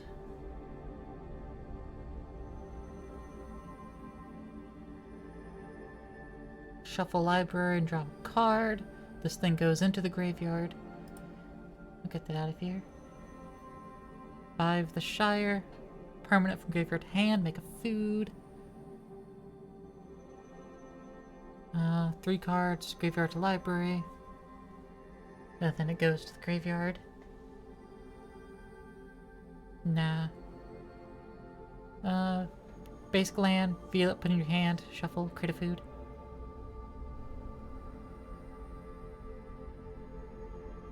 So I'm going to be getting the same benefit of return from the wilds. This puts it on the battlefield tapped for 3 mana. 2 mana more to put on the battlefield tapped.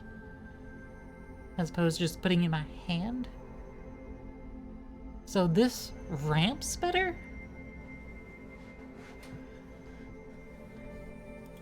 Sideboard. But it costs 2 more to do that. Ferocious Beast. It enters. I'm going to get like 2 or 3 food. Get rid of 2 or 3 of my opponent's creatures, but sideboard.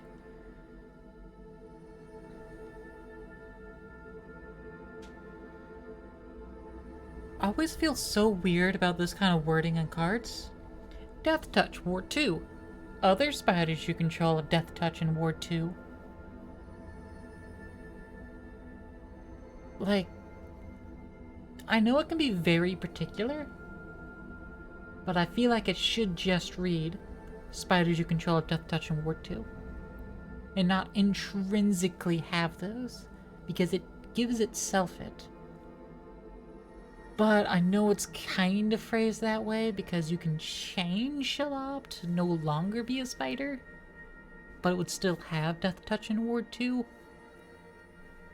But like, I feel like that's a niche interaction that can be played with. It just feels a little needlessly extra. Which, I mean, I suppose most Magic card text is needlessly extra. But hey, it's not Yu-Gi-Oh! At least. Feasting Troll King is good.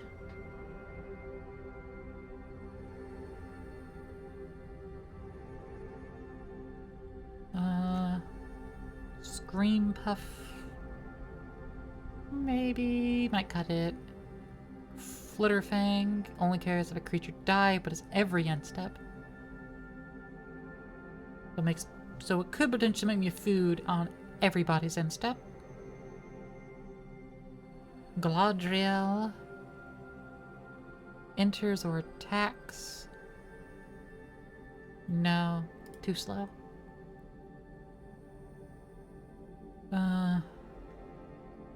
Yeah, the third Doctor is going to be extremely powerful with all my non-creature tokens. Not going to make me more, but it's going to be real strong. Sky Beast Tracker. Cast a spell mana value 5 or greater, make a food. I have an X cost of 2. So 2, 3, 4, 5, 6, 7. I have 7 cards. That fits. That would I could get potentially 5 food tokens. You go on the sideboard. Sierra, whenever you sack a food, target creature gets big time. Yeah. That's gonna grow. Might be too slow, we'll see. But it might get big too slow. Because I do need to get at least 1 quest counter on her first. And it requires my creatures deal combat damage to a player. So if I attack all 3 players at once and each one takes at least 1 point of damage, then that's 3 quest counters. So every time I sack a food, my creatures get +3/+3. Well, one of my creatures can get +3/+3 each time I sack food. So, I mean, maybe. Hazel enters her attacks. Exile and make a food. And I get their activated abilities as well, so that's pretty good. And Hazel's Brewmaster is not legendary. Huh. Master Chef. Beginning of your end step, create a number of food tokens equal number of non-token creatures that enter the battlefield under my control. I can make a creature indestructible and tap it.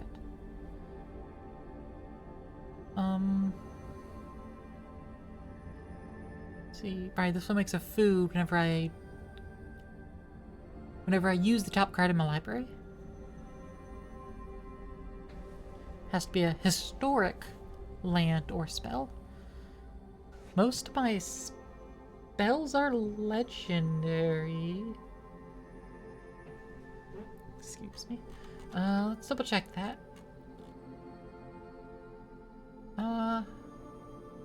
Kinda just like look up legendary.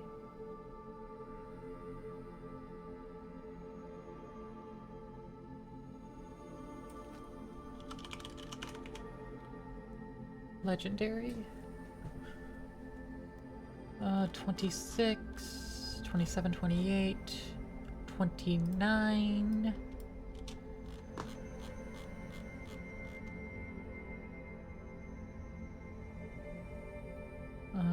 Be 47. Any sagas? 48. No, not a saga. It's 47. 47. Yeah, so that's like half my deck. So Fourth Doctor would be hitting like half my deck. 46 if we don't count himself, because I won't be able to cast him off the top of my library if he's on the field, because he'll be on the field. So 46 cards. That's about half the deck. I think the Fourth Doctor earns a place. Eleanor Gardner enters, make a food, and then at the end of each turn, if I sacked a food, I can get a basic land on the battlefield tapped.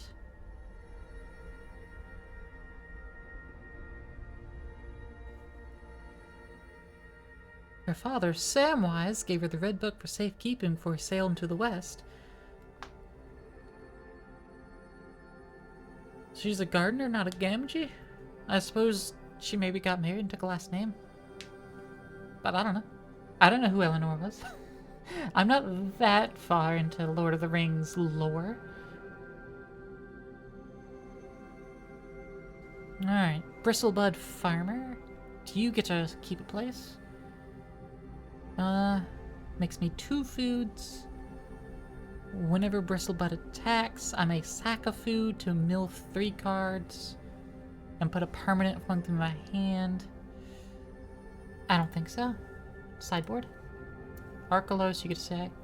You're part of the inspiration behind the deck. You're why I need to do 5 colors. Apothecary White. Vigilance. Whenever you attack, create a food for each player being attacked. A mana, tap, and tapping foods. Create a bunch of creatures. Slightly faster than making me a food. Making 1 food whenever she attacks. She makes me up to my opponent's number in foods. Hey, Lekio, welcome in. Magic's good stuff indeed. Vegetation Abomination. You are food. You get to stay. Even though I kinda wanna toss ya. Tireless Provisioner. Landfall into food? Yes, please. Savvy Hunter attacks or blocks. Make a food and sack 2 foods, draw a card. You get to stay. Frodo makes a food and makes my foods cost cheaper. You're on thin ice, Sam. You're on thin ice. You might get cut.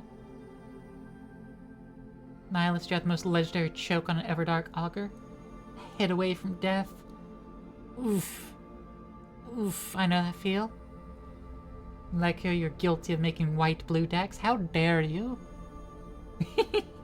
How dare you?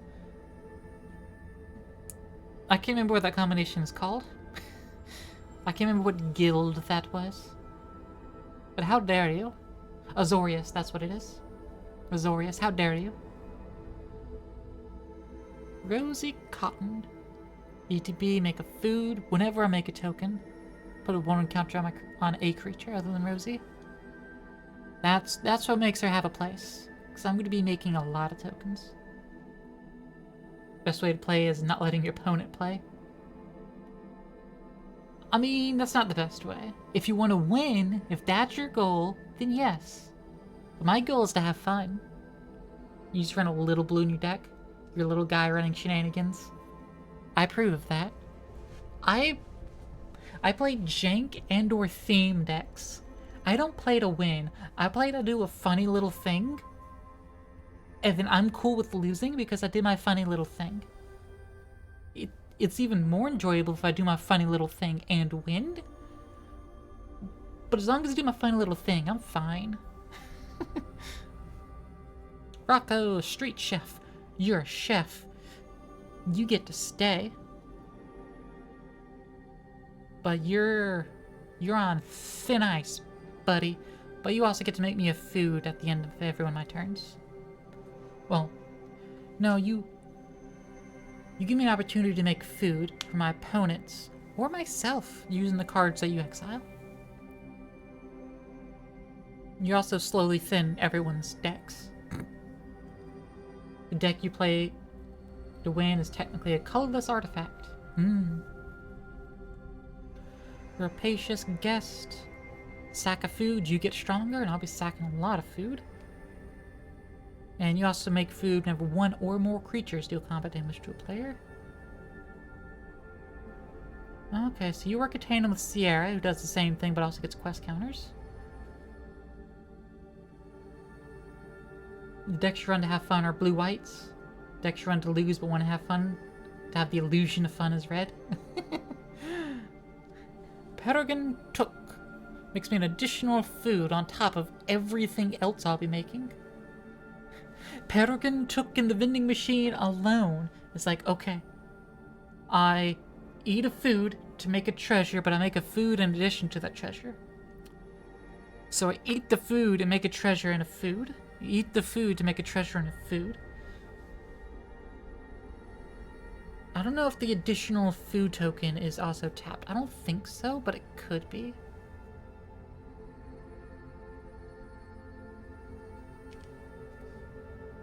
Ignis Scientia. Enters, select the top 6, put a land on the battlefield tap, press the bottom library in random order. 3 mana tap, exile target card from graveyard. If a creature card was exiled this way, create a food.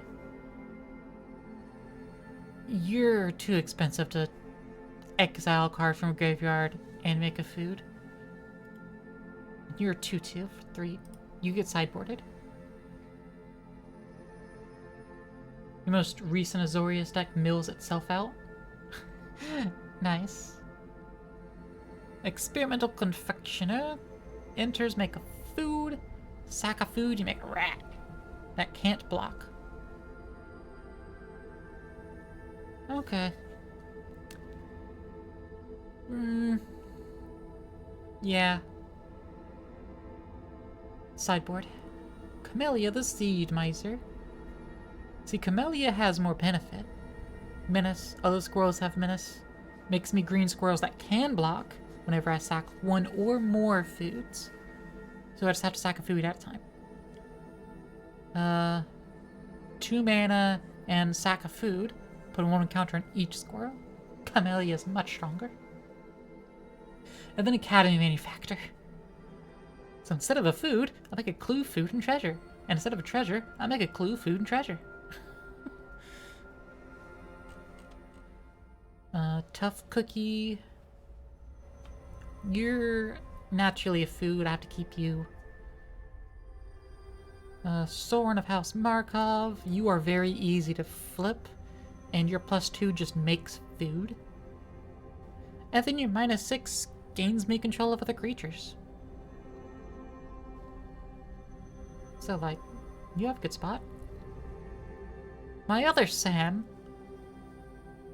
Another non-token creature in battlefield control. Make a food. Sack 3 foods to get a historic back. Which is, again, like half my deck. So... yeah. Oh yeah, Gingerbread's historic too. Right, so I have a bit more historics than I counted. So that's even better. Ragost, the deft gastronaut, the real commander of the deck. Artifact controller, foods in addition to their other types. I only have 3 red cards, and this is one of them.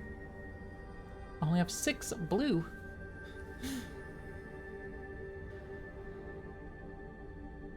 Yeah. Yeah, I can 1 mana tap Ragost and sack a food to deal 3 damage to each opponent. And if I gain life, at each end step I untap Ragost. Yeah, it's not just my end steps, each end step at least. Pippin! 1 mana, tap, make a food. Sack 4 food. All other creatures get +3/+3 in haste. He's a 2/2 for 2. Sideboard. Graham O'Brien. Cast a spell from anywhere other than your hand. Make a food. That pairs well with Rocco.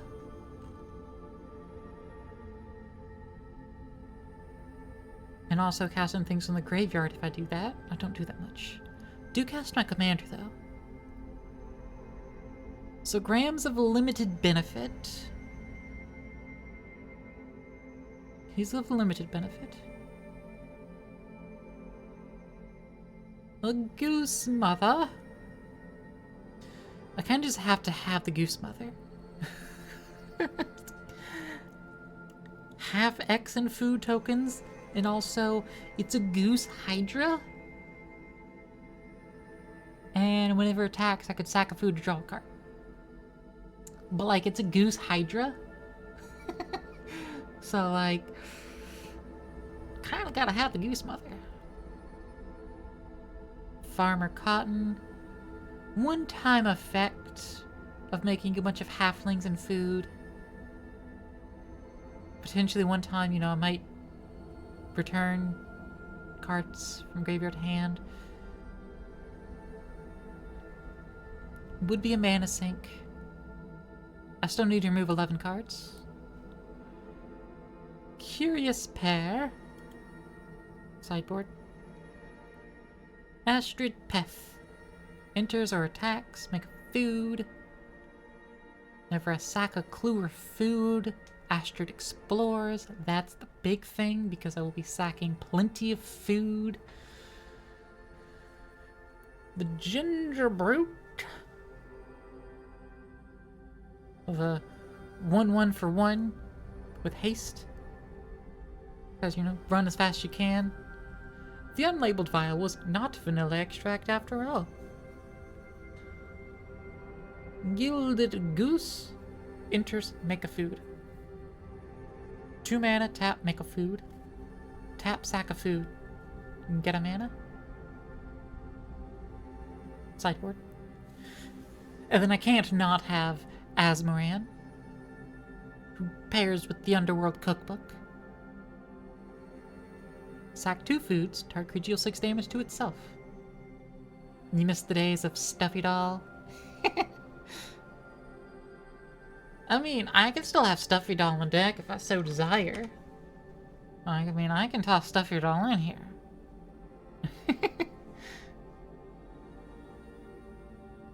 But I'm not gonna, because that's not the kind of deck this is.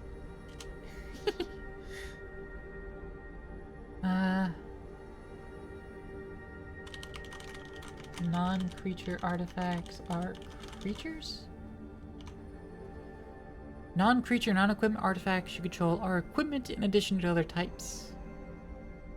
So I could toss Dan Lewis in there to animate all my food. Wait, no. No, I don't animate the food. I turn the food into equipment. So I could equip things with food.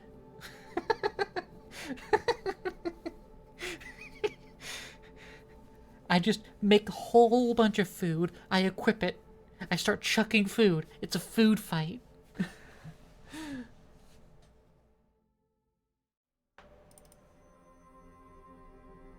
No, just artifacts or creatures. Miraculous Occult. A good number of untapped artifacts, creatures, and lands you control. Farewell. The Flesh is weak. One encounter each creature you control.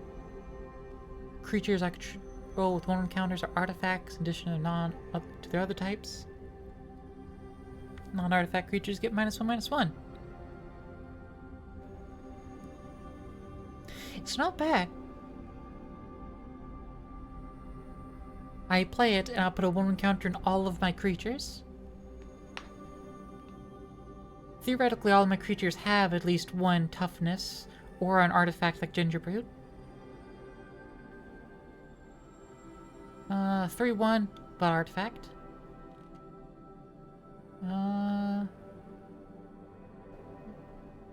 Rosie. Rosie would get hosed off of that. So Rosie would have to be on the battlefield first.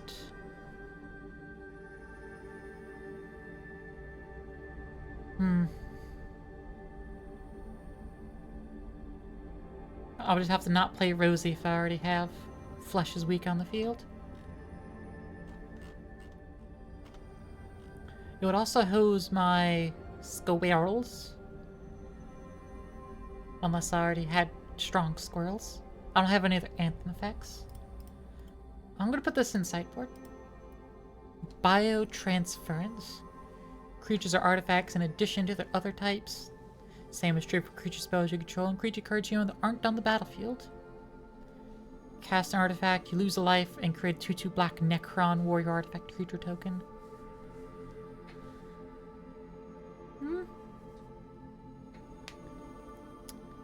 So this does turn all of my creatures into food. This would turn all my creatures into food. I'm putting that out there. Samwise Gamgee? Food.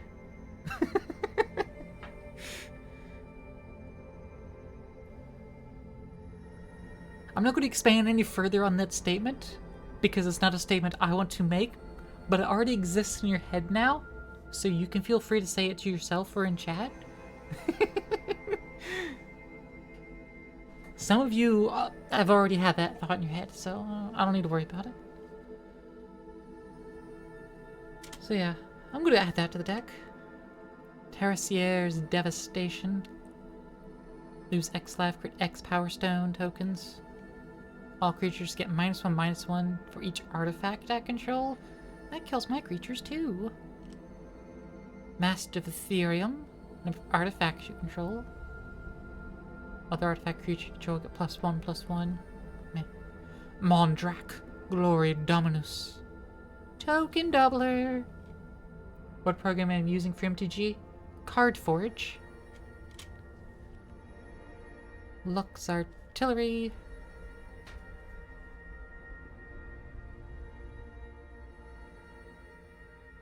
No. Seer of Stolen Sight. Cardforge also allows you to play the deck. Right now I'm just building, but there is also a playing against AI function. It's really shitty AI. And it's the more classical gaming term of it. It's not well trained. It's a terrible, just algorithm driven. Artifacts and creatures put into a graveyard and battlefield. Survey 1. No.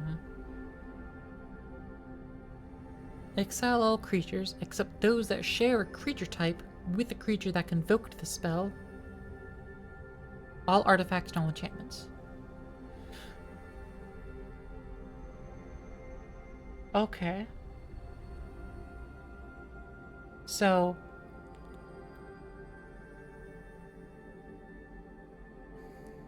I'm trying to think how this works. So exiles all creatures except those that share a creature type with a creature that convoked the spell. But then it says all artifacts and all enchantments. If all my creatures are artifact creatures, and they get hit anyways, I think. So big pass. Alistair the Brigadier. Cast a historic spell. Create a 1/1 white soldier. Whenever Alistair attacks, you may pay 8. Creature control get +X/+X, where X is the number of historic permanents you control. That'd be neat. Pass. What must be done? Destroy all artifacts and creatures, or return target historic permanent card from graveyard battlefield with 2 additional 1/1 counters on it if it's a creature. Capitoline Triad. Spell costs 1 less for each historic card in your graveyard. Exile any number total mana value 30 or greater. Get an emblem that sets my creature's base power and toughness to 9/9.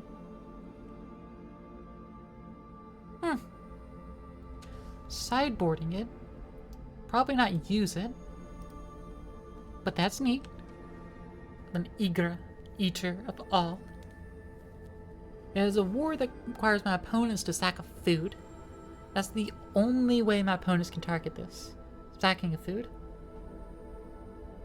But it also makes all other creatures into food artifacts in addition to their other types. Whenever a food is put into a graveyard from the battlefield, Eager gets 2 counters. Ah! Hello, Igra. I like you. I like you, kitty cat. Yes. Alright, so I still need to remove 11 more cards.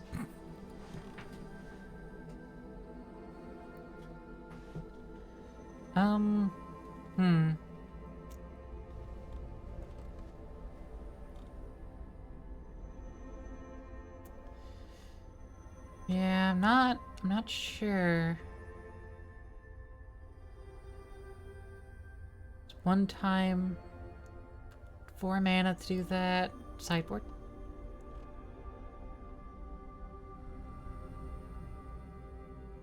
You can only hit a creature with mana value 3 or less. Sideboard.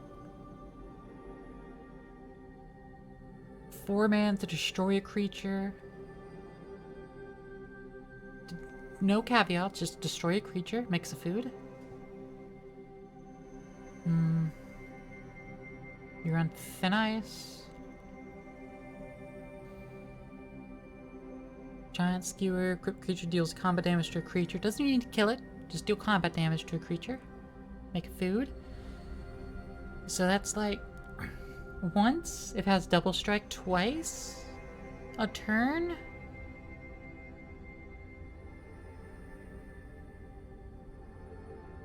I think you're too slow. Heaped Harvest, 3 mana, might get me 2 lands. Well, it would get me 2 lands. Enters, and then when I sack it.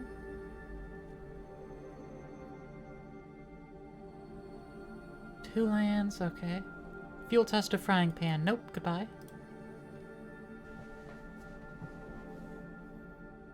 Seven more to go.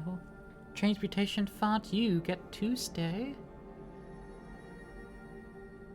Search library for an artifact card, put on the battlefield and shuffle. You can get me basically all my other cards.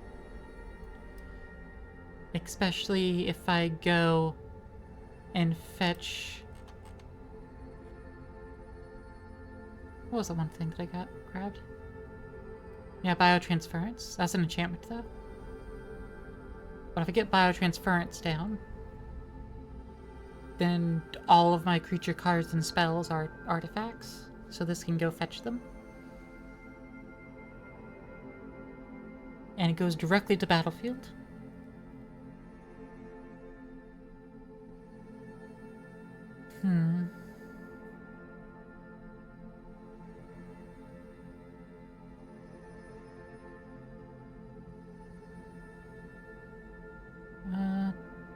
Yeah, I need ways to put things back into my library from my graveyard.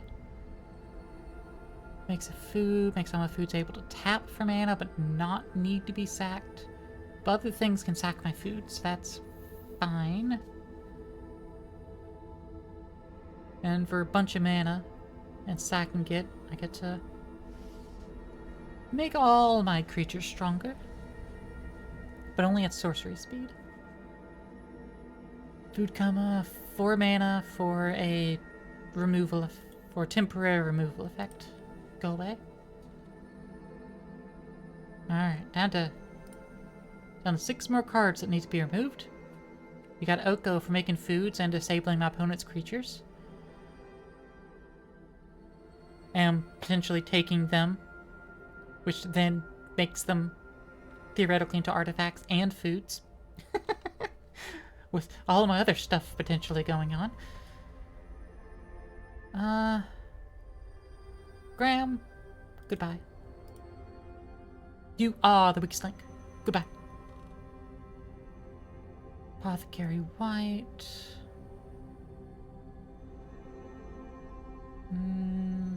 It's 1 mana and tapping my foods. Old Flitterfang. You're flying. I don't have a lot of flying, but you're also 5 mana. Make a food maybe each turn, so that's like 3 or 4 food if the creature died. Sideboard. Scream Puff specifically. Sideboard.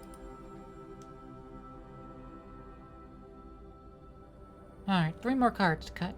And then I might add more cards and have to remove more. Target permanent card from graveyard hand, make a food.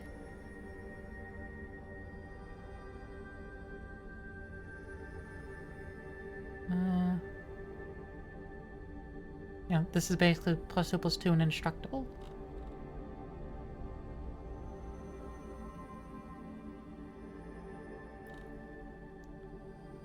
Witch's Oven. I knew you would Sideboard. come.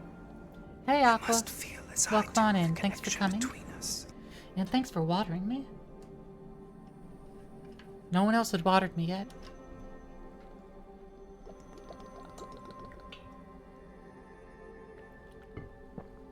My fronds were wilting. And a stretch.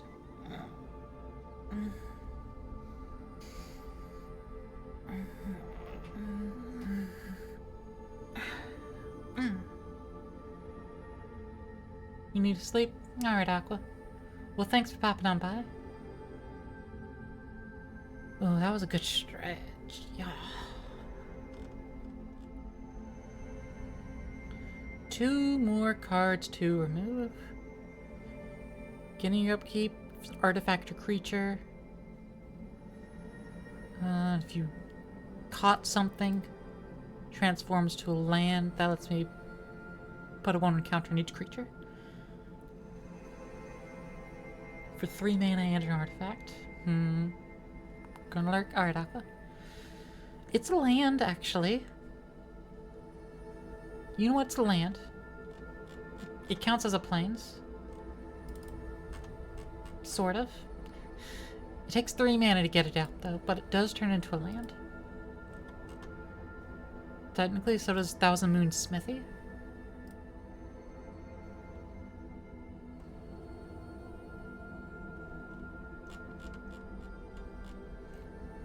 I'm gonna be adding the triomes anyways.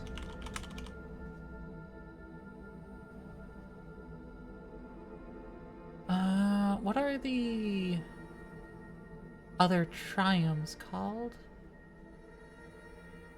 Because there's the Capenna triomes that aren't actually New Capenna.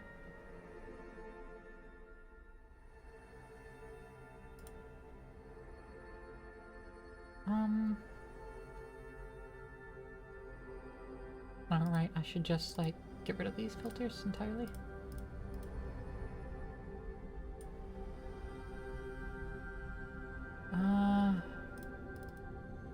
Set Capenna. New Capenna. New Cap. Where is New Capenna? Since this isn't, like, it's organized by time, by release date, not by heckin' Cowboy Bebop.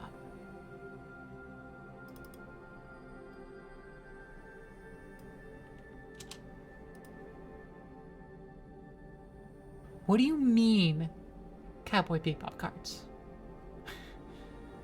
What do you mean? Mexican Veil, Ossification, Lightning Strike, Overthrow, Disdainful Stroke. What do you mean? That's not a set. Whatever. New Capenna.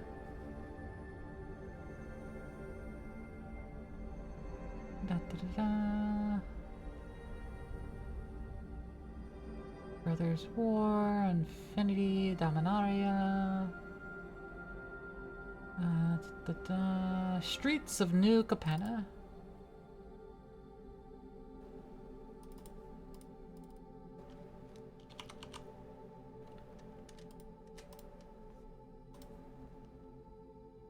And exclusively to lands.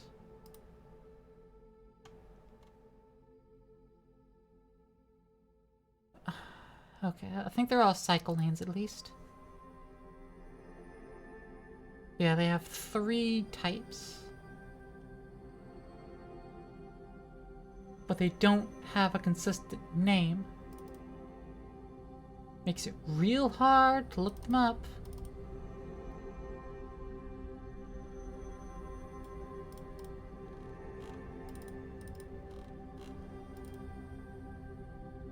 Okay.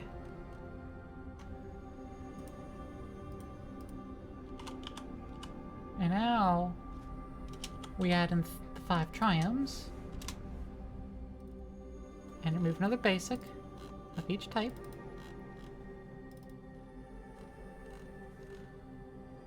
And we have drastically improved the odds of us getting our colors.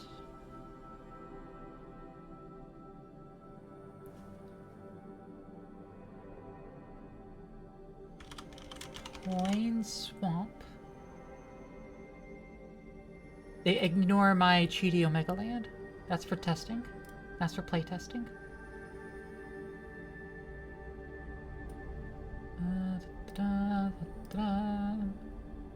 I could get, you know, the basic duels. I could grab the basic duels. I'm not going to though. I don't need a lot of reds. I'm going to take away 2 mountains and add 2 more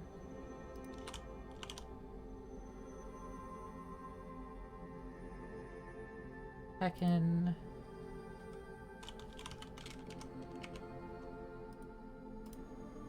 plains. I also need a bunch of forests, so I'm gonna add 2 more forests as well while I'm here.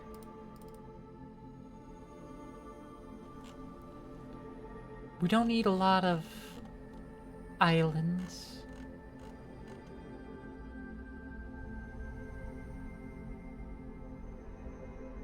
Actually, we need more of those. We can do those. Oh yeah, there we go. That should work out.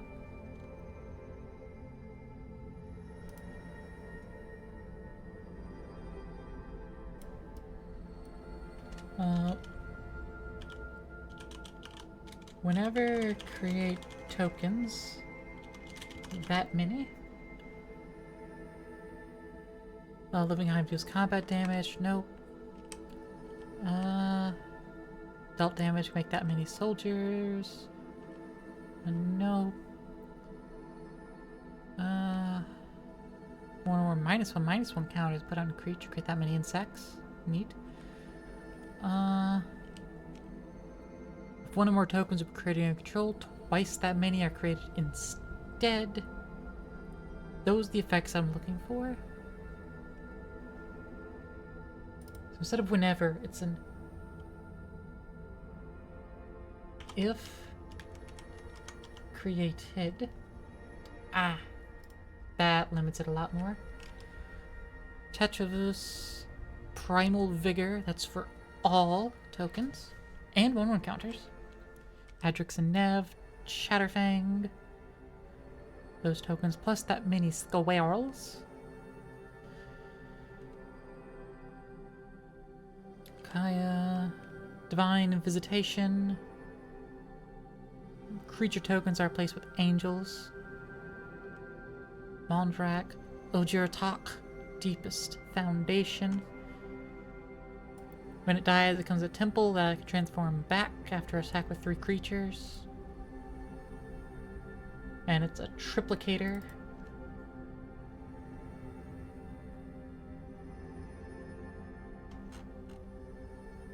It only costs 2 more than Mondrak.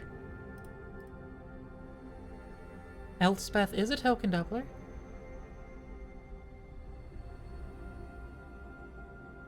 Puts one encounter on each creature I control. Okay. Exalted Sunborn is token doubler.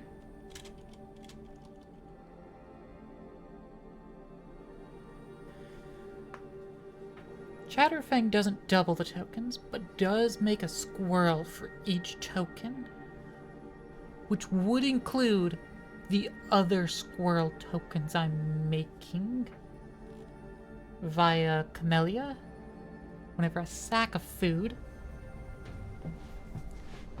one or more create a green squirrel. But for making a green squirrel, I also get to make a green squirrel if I had Chatterfang.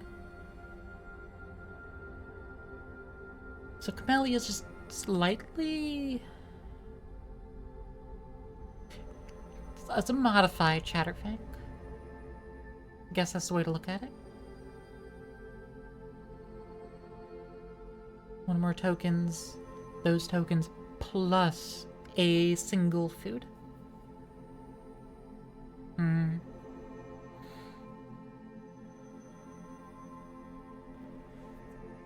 We'll see, Took.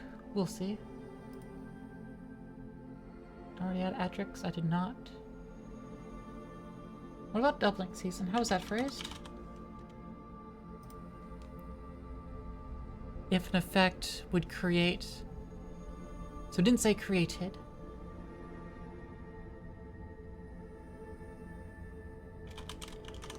If create tokens control instead.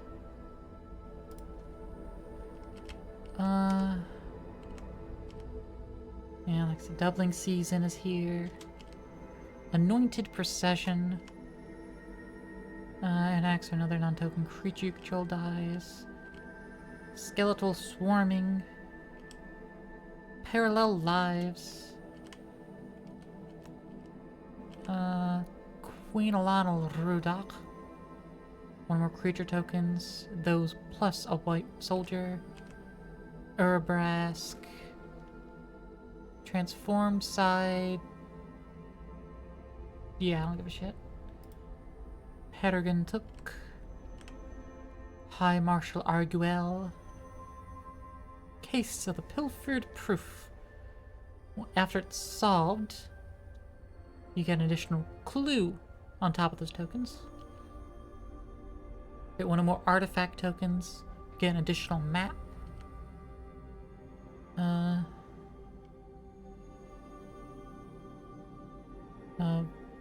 Beginning of each end step, make X rats. That gets 1/1 for each other rat you control. X number of creatures your opponent control, they're X out this turn. Got it?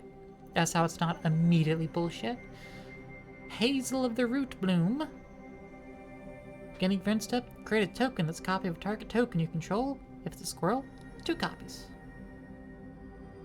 Cute squirrel, though. Anyways, Spiked Corridor and Torture Pit. Doesn't do the token doubling. Get an additional Thopter along with tokens. One more tokens. You get an additional Frog. The first time you create one or more tokens, may instead create that many tokens that are copies of enchanted permanent. I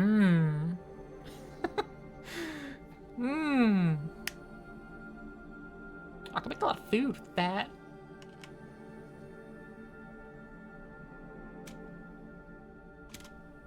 Oh, I'd already tossed Exalted in here. Let me toss one of those 2 copies back up. Okay, so I added 8 cards. I need to get rid of 8 more cards. It might include some of these token doublers. It may very well include some of these token doublers. Like, I get Soaring out for 2. Then I have to gain 3 or more life. Then he transforms. Gives me the Extort ability.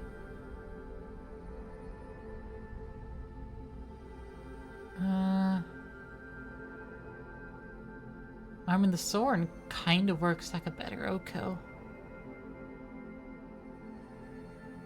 And if it dies, it becomes a creature again. I get to play it. With lifelink and next door it.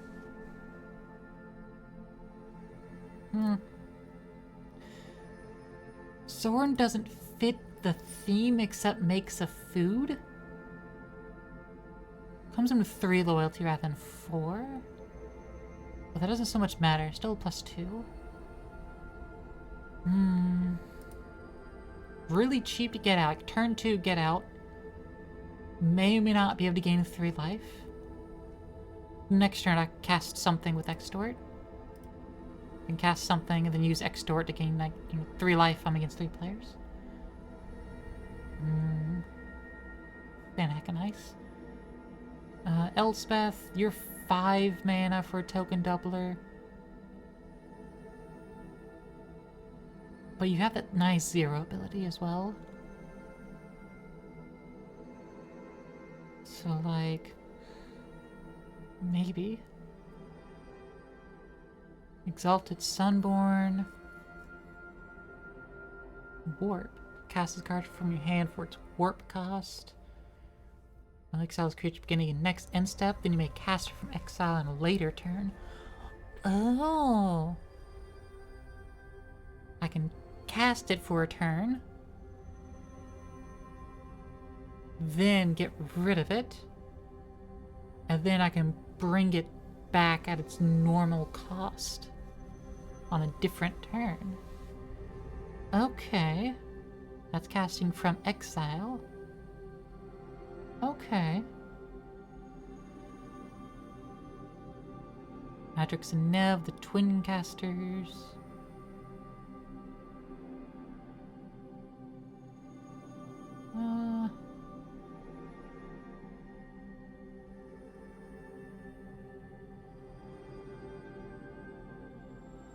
Yeah, Petergan, I think I'm going to toss you to the sideboard. You're getting slightly outmatched. And in combat, make a food, make all my food abilities cheaper.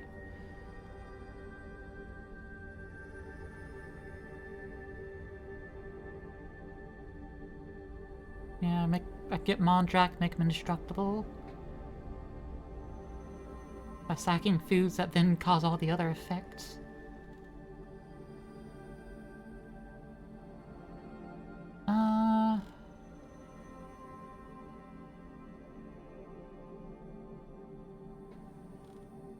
Anointed Procession and Parallel Lives. I don't need Doubling Season as well. Sideboard? I got Parallel Lives, Anointed Procession, got the other things up there. Got so many token doublers going on.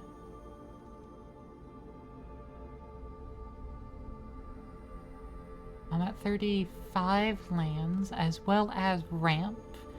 And I'm also making some treasures, potentially. I'm not really making treasures directly. Turning food into treasure.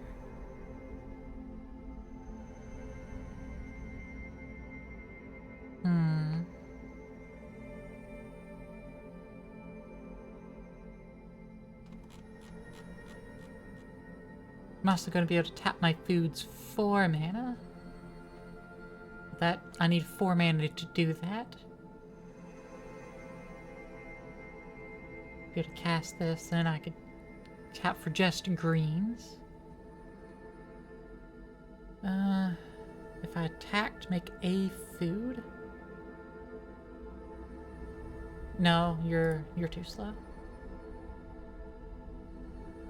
Killer Service. You take 2 mana. I can't do it arbitrarily. It's just beginning the end step. I can make 1 green right now. Get out of here. You... With the Caddy Manufacturer, it'll get me 9 tokens at each end step, but only if I cast both a creature and a non-creature spell. If my creature spells are artifacts, they're not non-creature spells, they're still creature spells.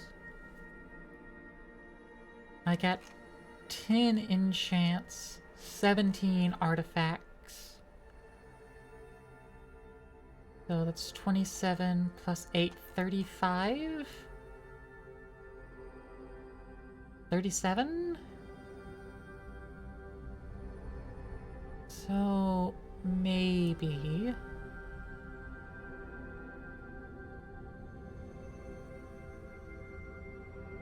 Maybe...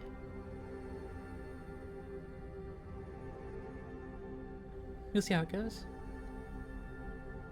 Moonlight Meditation is on somewhat thin ice, but I can also use that to make copies of Enchanted Permanent. Which could be, say, copies of Transmutation Fount, or the Nuka-Cola vending machine.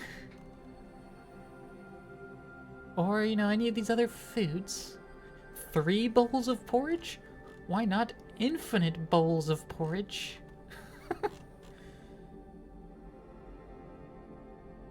Infinite limbas? No, because they're tokens, so they would have no benefit to that. Except for scry 1, draw a card. You know what? Yeah, that'd be kind of funny. Like, okay, I make 30 limbas, scry 1, draw a card, scry 1, draw a card, scry 1, draw a card. Get 30 cards into my hand.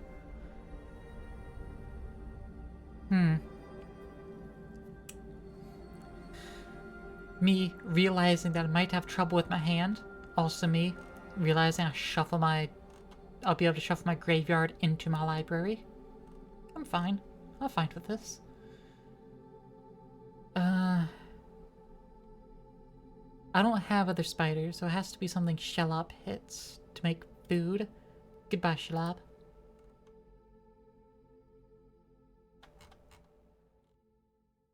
Alright, who else gonna get cut?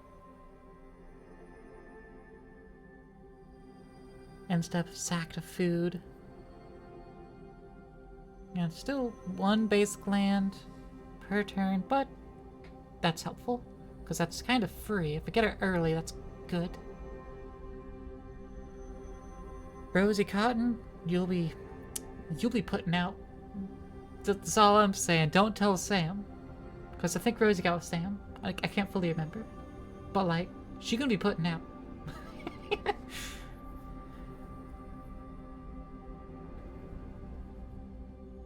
Savvy Hunter will let me sack foods and draw a card.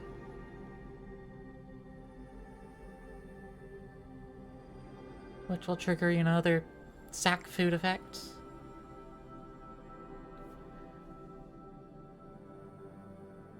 This will turn all my other creatures into food artifacts.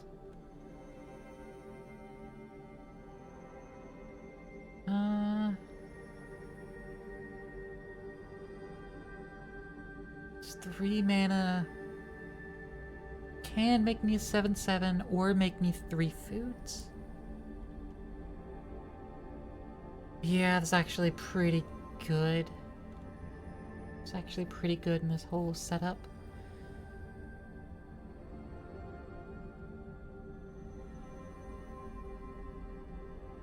I need a couple combat tricks to put people on edge in an actual game.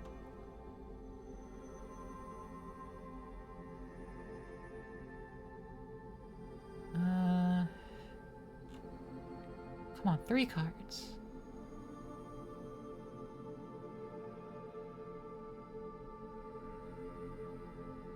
I kind of feel like cutting lands, but that'll always bite me in the butt. It'll always come back and bite me.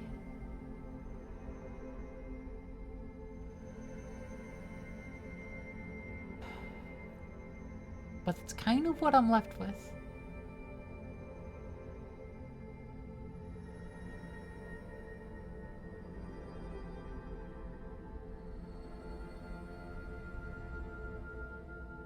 Yeah, it's kind of what I'm left with doing.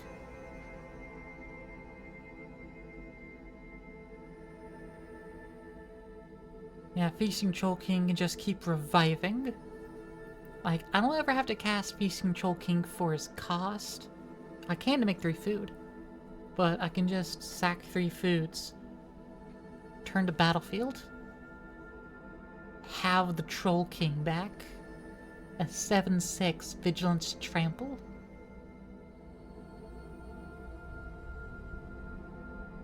Like, that's kind of a winner. That's a direct beat face.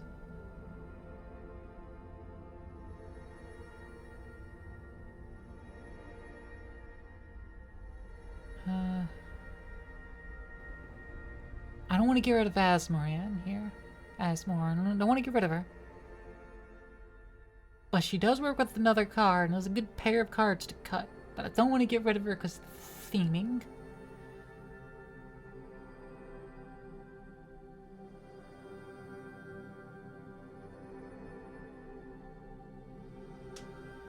Okay, Oko, you're gone. Goodbye.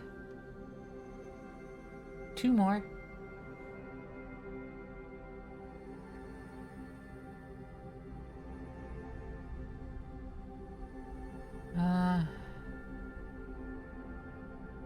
Those Brewmasters, nice. Get to exile cards from opponent's graveyard. Get to take those activated abilities for all of my foods.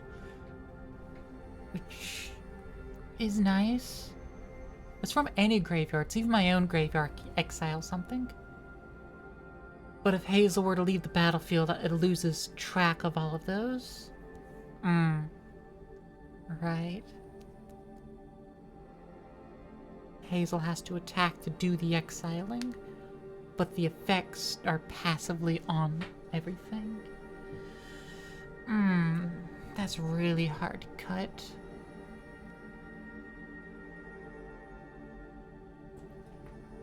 Alright, Apothecary White, you could cut.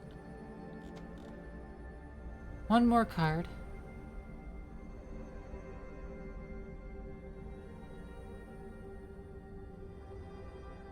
Oh, 4 swamps. Get rid of a swamp. We're at 99. Okay. Let's finally get around to a game here at the end of stream now.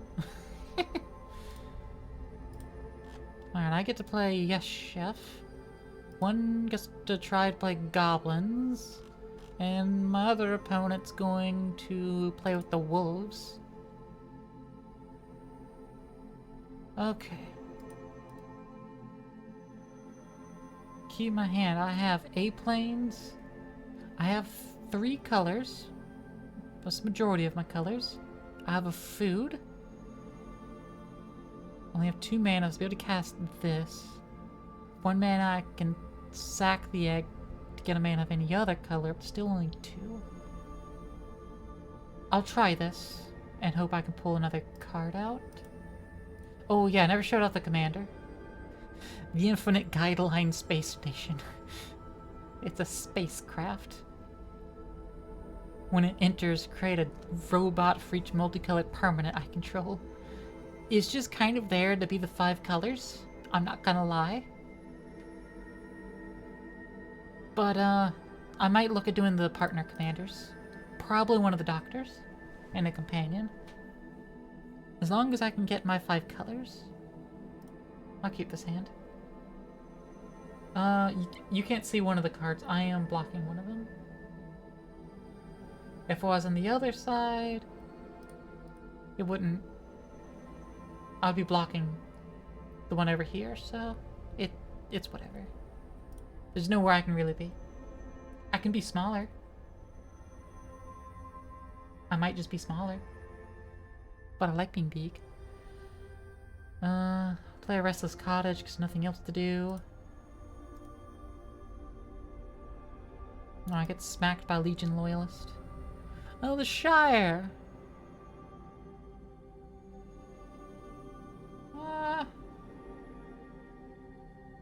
Play that, I'll be able to play a Golden Egg.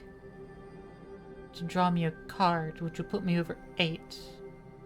Well, no, draw me a card, it'll refund itself. Yeah, I'm gonna put down the Shire. That was good. No. Hit the other player. Good, good. Okay. Play a Plains. And then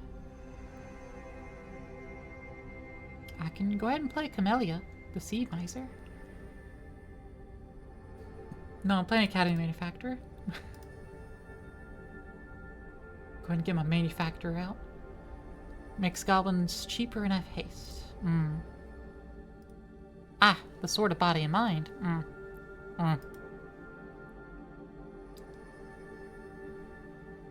Alright, forge and exile 3 cards or sack a food. Tough Cookie enters, make a food. Which will make a food, a clue, and a treasure. Oh, I can already throw out Mondrak. No, I can't. I don't have the right colors out for Mondrak.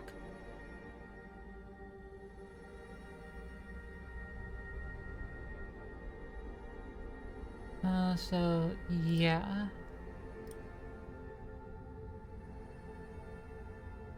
Play Tough Cookie to make clue, food, treasure. Now I have 3 mana. I can cast Fey Offering.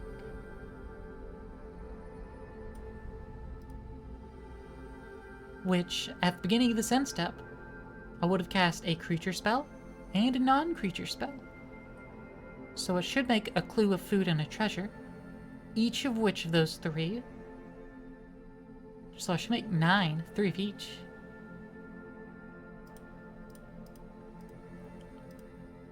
There we go, yeah, buddy.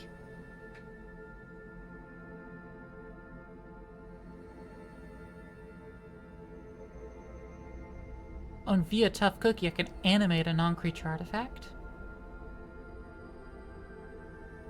into a 4/4 artifact creature. Oh, neat. I never even bothered reading Tough Cookie, because it was kind of a required card in this deck. Beginning of combat, make a food.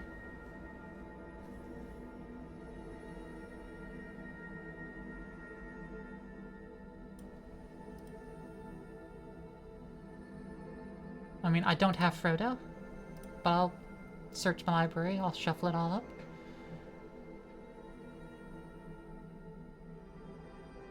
And then I'll cast a golden egg. Mountain.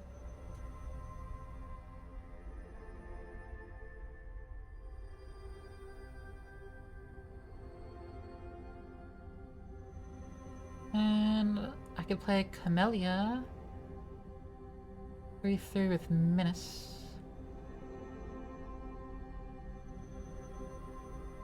I can hold off because I have 3 mana right now. Make a food treasure clue. Bring me up to more mana.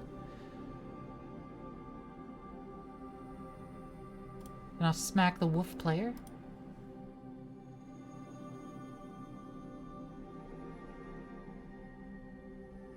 And then I will make 9 more. Make 3 more clues, foods, and treasures.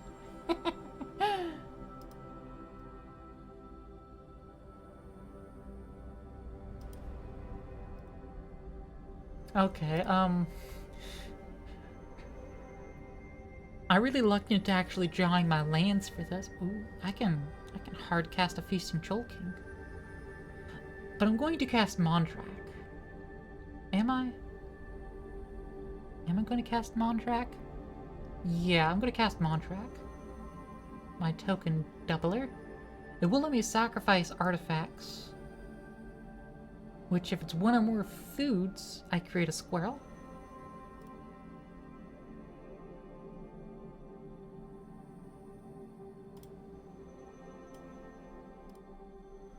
Mondrak.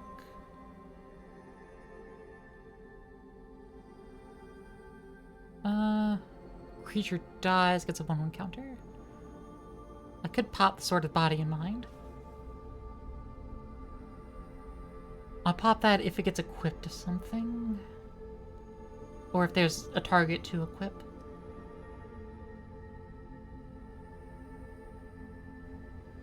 Yeah, that sounds good to me. Do I still have a land play this turn? No. Well, no, yeah, I do. I could sack the golden egg to get a mana of any color. Just to sacrifice a food. Don't want to sacrifice a food yet. I need to get Camellia on the field before I do that. Now I can arbitrarily sack a clue. We'll sacrifice a food to get a squirrel.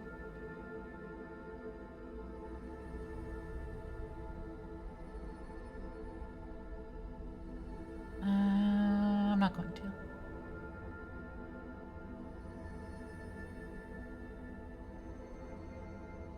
It's just, yeah, a squirrel for sacrifice. Oh right, I can forage. 2 mana and forage. That's right.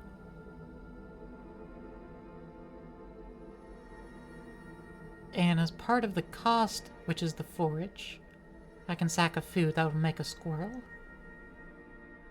Make 2 squirrels? Okay, yeah. That's what we're doing. Sack a treasure. Yep. Sack a treasure. Yep. Sack of food.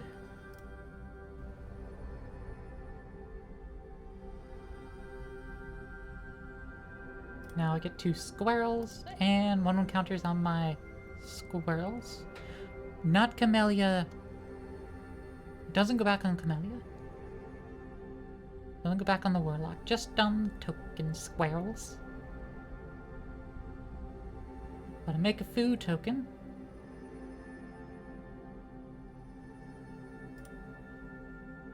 And I get 2 foods, clues, and treasures.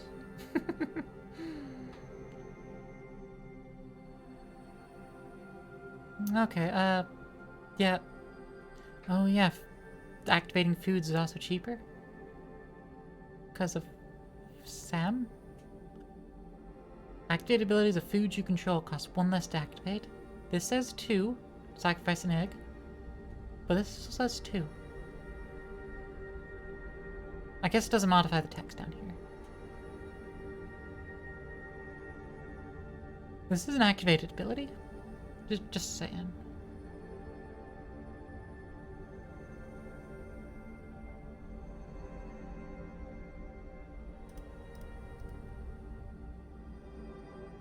Oh no, it's a Krenko.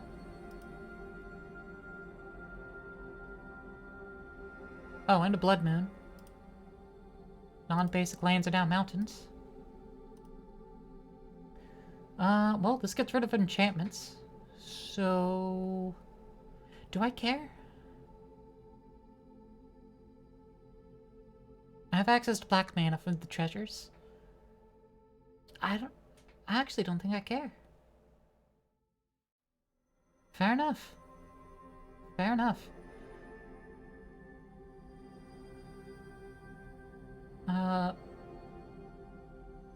But I can cast the Feasting Troll King. Which would be better? It'll make 3 foods, so it'll make 3 foods, 3 treasures, 3 clues, and then double that to 6 each? Or 6 foods. And then one. Okay, it's the same. It maths out the same either way. Alright, fair enough. Alright, let's go with Sorin first then.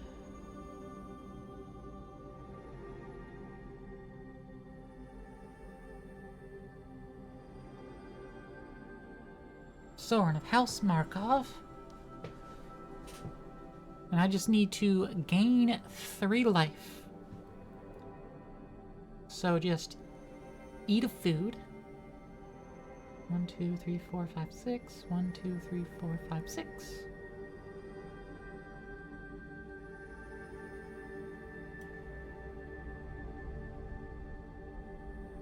Can't extort because it didn't pay the way I wanted it to pay.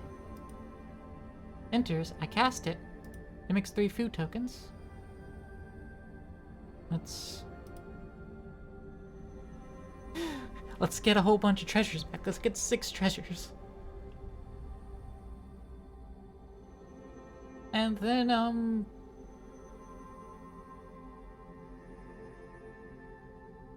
actually, Blood Moon is helpful for this AI, because they don't know how to use Sungrass Prairie. But now it's just a normal land, so they can actually use it. Instead of being limited to 3 mana, they have 4, which kind of opens up their entire deck.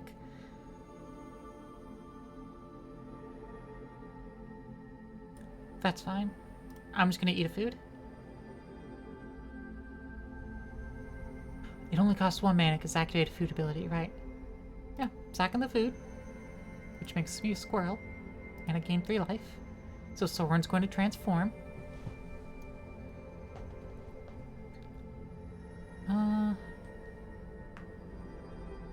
I'll draw a card. A vegetation abomination.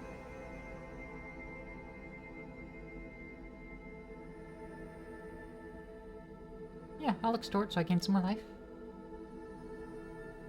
Now I have a vegetation abomination. Nice. It's a bunch of really weird fucking carrots.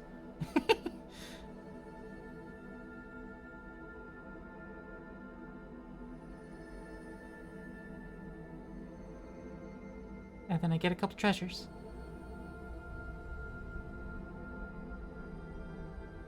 And, yeah, I bet goblins didn't see this coming.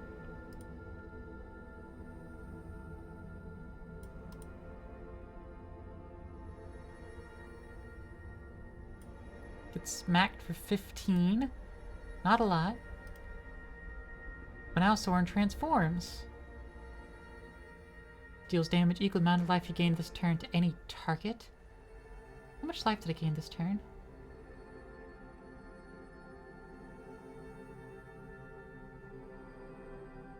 I don't know. I don't know how much life I gained this turn. Oh, thanks, Harlequin. Hydrate and stretch.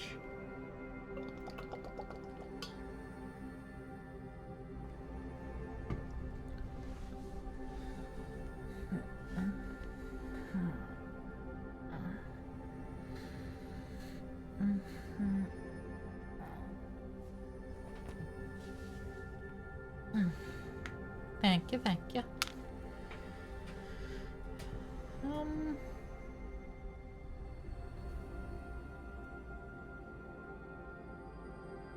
Goblin's cheaper. And I have haste, but doesn't matter. First strike, trample can't be blocked by creature tokens. Yeah, about the feast choking, it's fine. Just make food. By that, I mean 2 food, 2 clue, 2 treasure.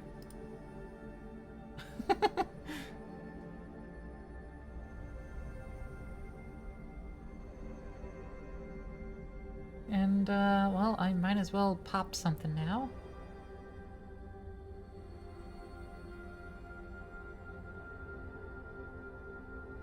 So I'll use that to pop parallel lives over there. Yeah, and I'll extort, sure. And then I'll get the treasure back. And then I'll get even more of the treasure back.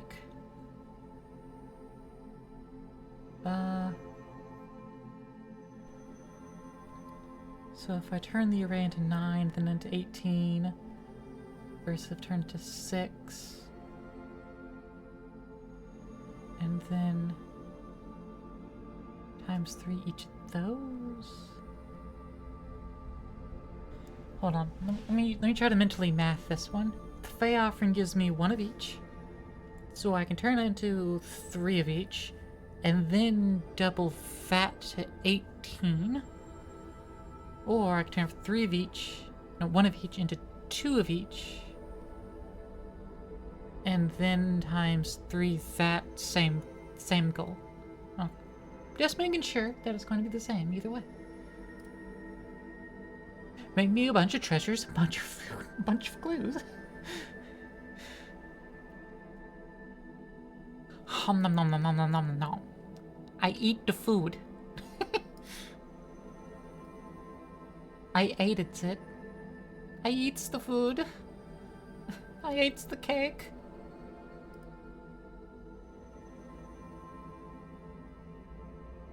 No, Krinko made goblins.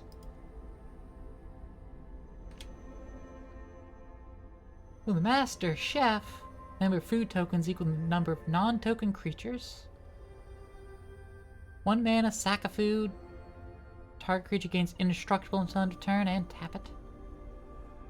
Kinda useless, not gonna lie.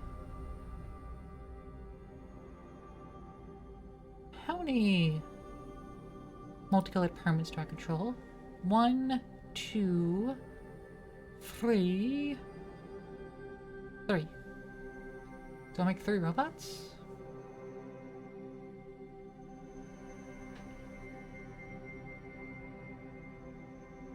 Okay.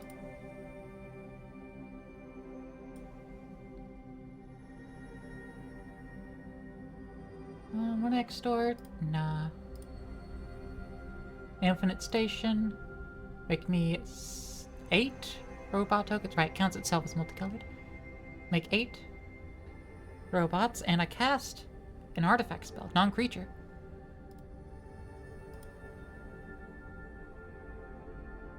Now I cast a creature spell. So now I'm going to get another 18 tokens at the end of turn.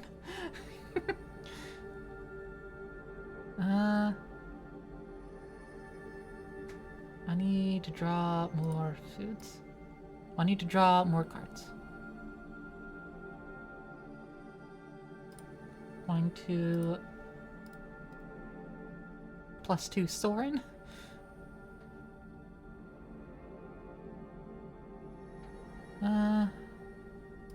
I'll gain some life.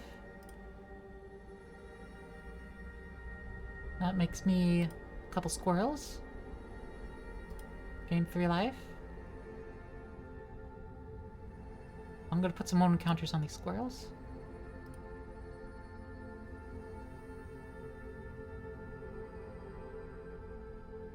That makes me another pair of squirrels. Puts a bunch of 1/1 counters in all of them. So now that's worth 10. So I can go ahead and crew this at 10. Actually, I can tap these squirrels for 8.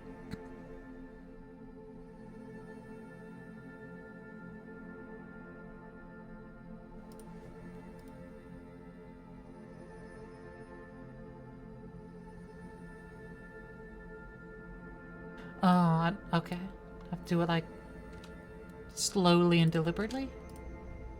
I see.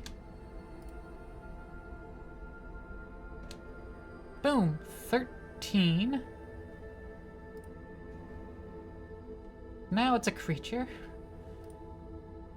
Doesn't have haste, but it's a creature. Okay, 2 mana, sacking a clue, draw a card. Got a tempting apple. And in combat, make 2 clues, 2 treasure, 2 foods. So many food. So much food.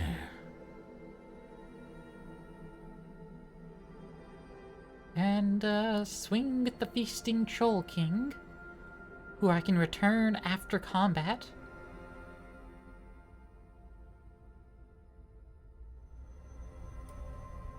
Throw a few squirrels that way.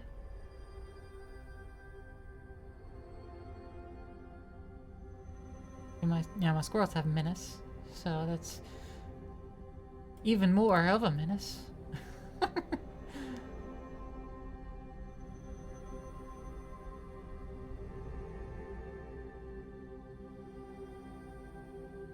They're not blocking it. Okay. Well, that means I didn't lose the Feasting Troll King.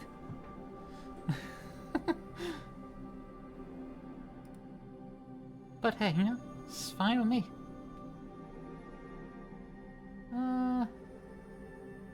I have 3 treasure, so I can't cast Ariet's Tempting Apple, which is fine. This is end of turn. I wouldn't want to grab it anyways.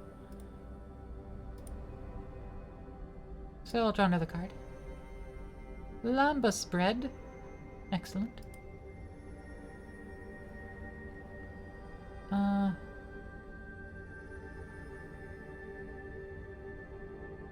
Yeah, first, create my 18 tokens, and then make a number of food tokens equal to the number of non-token creatures that enter the battlefield under my control this turn. Infinite Guideline Station is a non-token creature, and it had entered the battlefield this turn. It just didn't enter as a creature.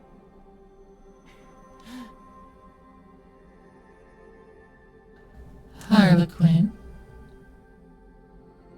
be a good petal and go to sleep, okay? You are a petal. You can't say you're maybe a petal. You are a petal. Because you're a cute, adorable savant. Now, whether you're a floret or not, or a seed, you can argue that all you want. But you can't argue against being a good little petal.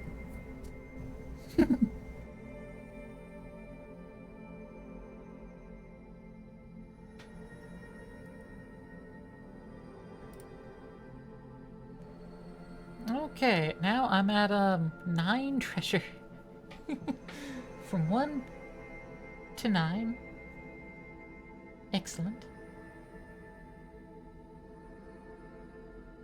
Or an instigator.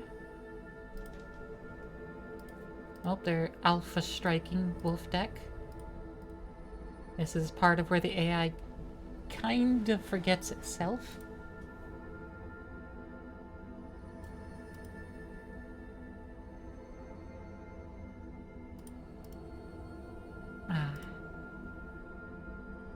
Side quest, catch a fish.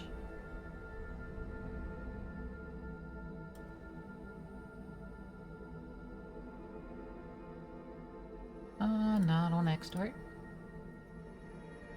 That is a non-creature spell. I don't have any creature spells to cast, so it doesn't quite matter.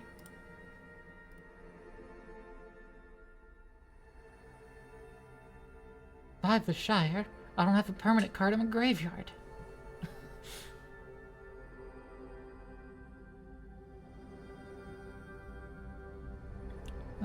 2 mana and forage to make a couple squirrels.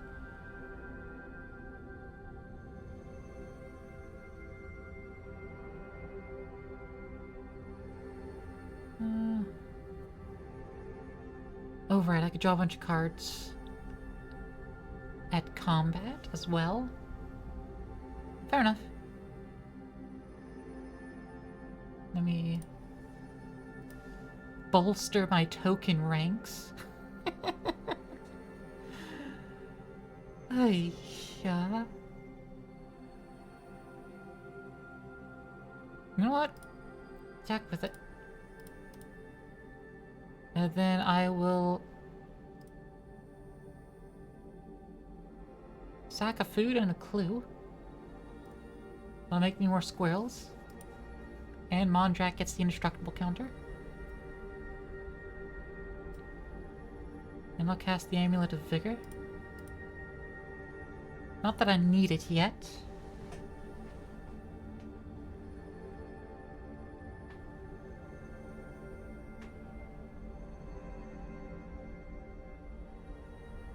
But it's, you know, it's good to go ahead and have it.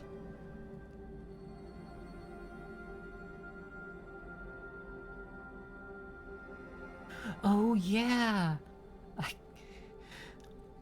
I could spend 2 mana, thanks to Sam, on Tough Cookie, and I could have made the station into a creature.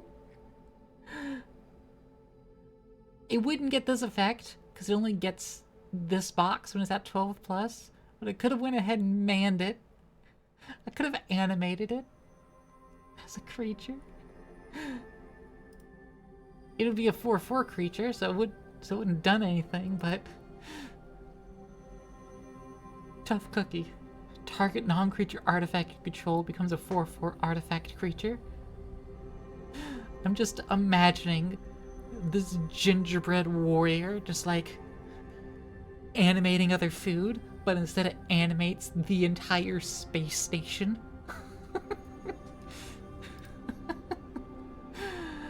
Brilliant. Oh, you have to sacrifice abomination to gain life. It is a food. You know what, yeah. Yeah, I'll sack it. Ooh, 6 life. Nice. And then I can revive it.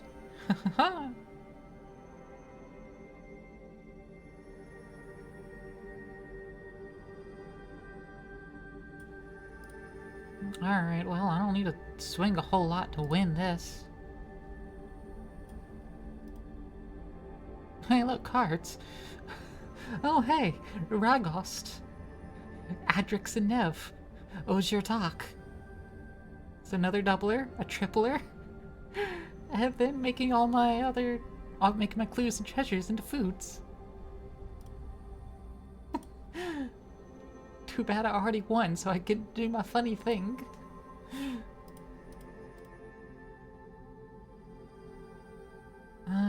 Yeah, I can play this one. This isn't bad at all. I already have biotransference in hand, and I can cast Nutrient Block, which is indestructible, so I don't have to worry about it being sacked for me. Like Golden Egg, which will replace itself with a Triome. Good, that's another land.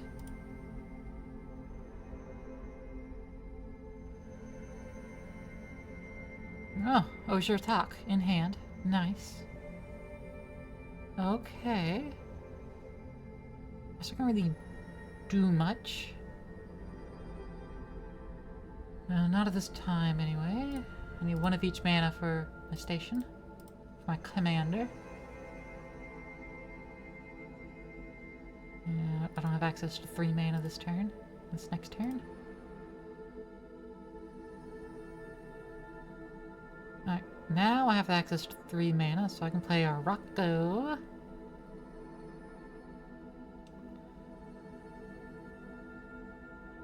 Right? No, I can't cast Rocco. I don't have 3 colors Rocco needs. I can filter it through the Golden Egg.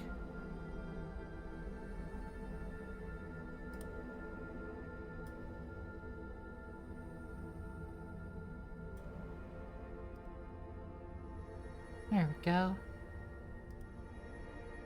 So now I have defenses. Ooh, the Shire. I can play that on my turn. Never player, yeah. Cool. They're casting Legion Loyalist. So now, Rocco gets another 1/1 counter. And I get a food.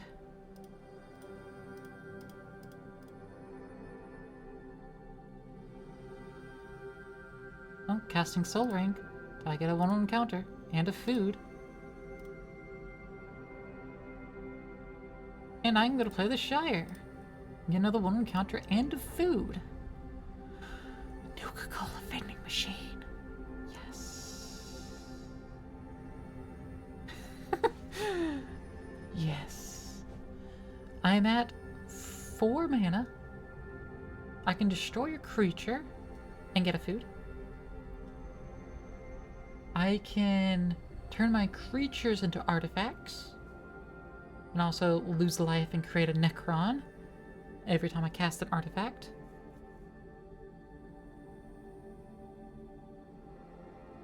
I get a 3rd Doctor out who will get stronger for every food token. But I think I'll go with the vending machine, which is a passive right now.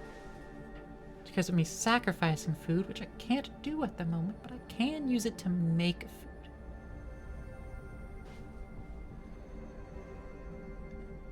And I will go ahead and do that.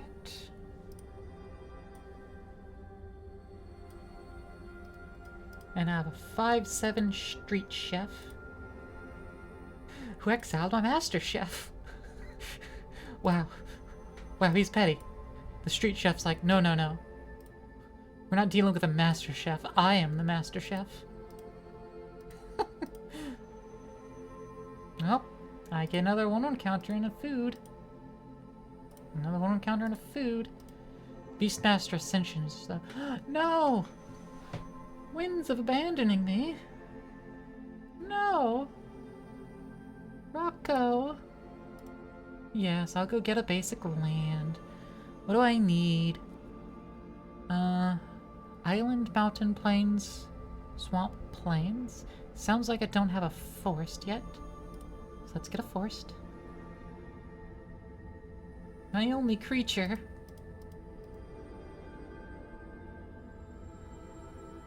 Alright, now it's 6 mana. Well, let's get Osier Talk out, I guess.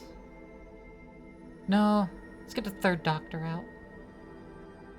Yeah, third doctor's gonna serve me better.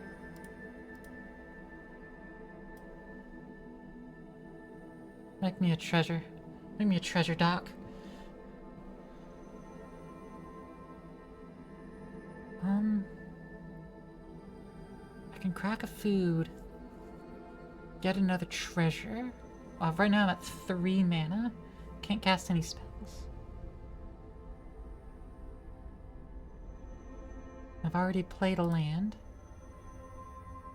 I'm at 3 mana, so I can't cast Guillaume. Guillaume's gone. I can't ever get him. Getting instant number of food tokens equal number of non-token creatures you control. And give me a sack food effect.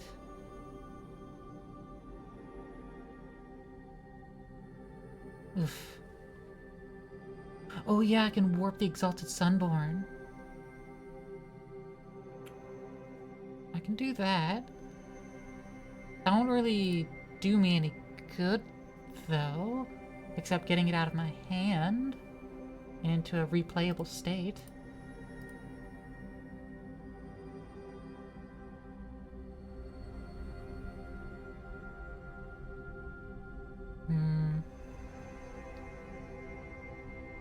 Well, that's stinks. I could sack a food and make a food.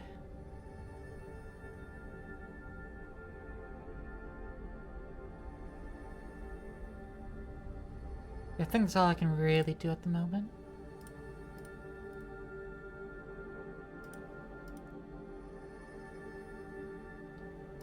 Actually, no, I don't want to make a food because I don't want to use the treasure to just turn a treasure into a food. It makes the third doctor into a 9/9 at least.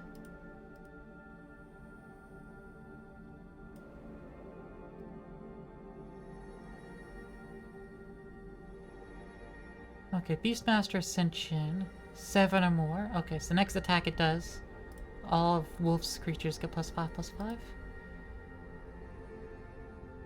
Okay, put down a token doubler with Flying Lifelink. Non-creature tokens. Okay, so yeah, it just looks at these. So yeah, token tripler. That's gonna be the good one. 1, 2, 3, 4, 5, 6, 7. Yeah.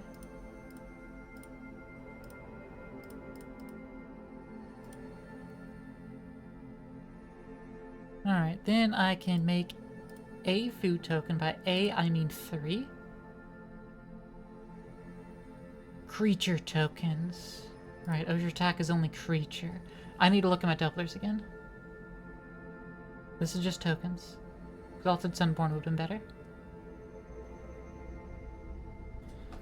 Right, Osier Attack would have been well too good. You know, fair enough, game, fair enough. Bully for you.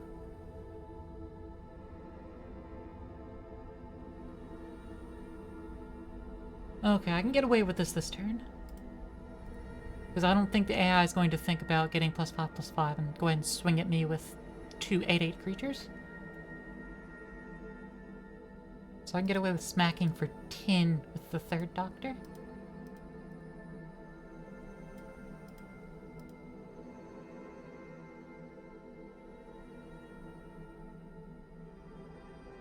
Went indestructible? Okay. But still didn't attack me. Okay. Ketria Triome, let's play that out.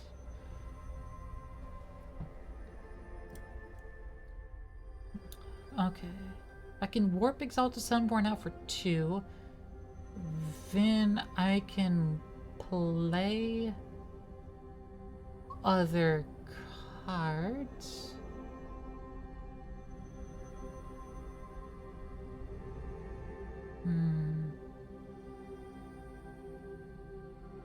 Yeah, I can bake into a pie. I can destroy a creature and I can bake it into a pie. Might be a good idea to bake Voja into a pie instead of Tolsimir, because if we play Tolsimir, we play Voja. Get rid of Voja, can't replay Tolsimir.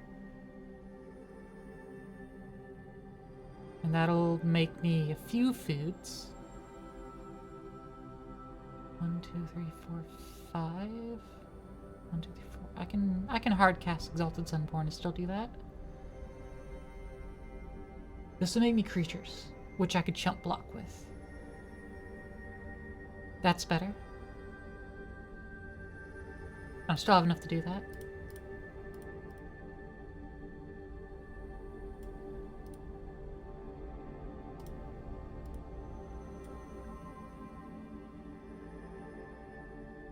I should have done it the other way. I should have played it the other way. I'm silly. I am silly.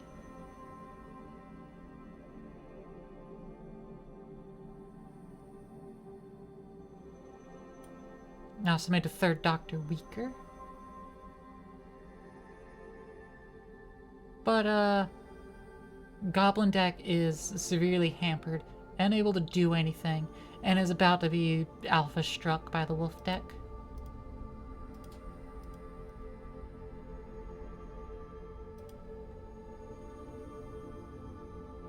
Oh, it's gonna fight Osier Talk.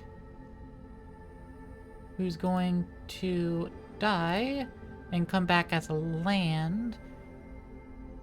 Then I attack with 3 more creatures. Fine.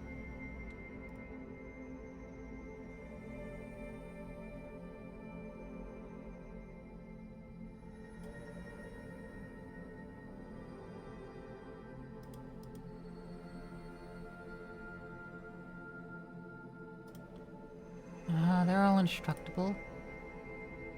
8, 8, 8, 24, 8, 32. So I have to block one of these 8/8s. I'll block the commander then. How about that? So I don't at least get commander damaged. And I'm left at 1 health. 1 card from a graveyard.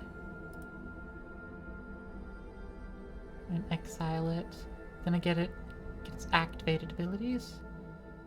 Search my library for Goblin permanent. Yeah, perfect. There's no activated abilities. No good activated abilities.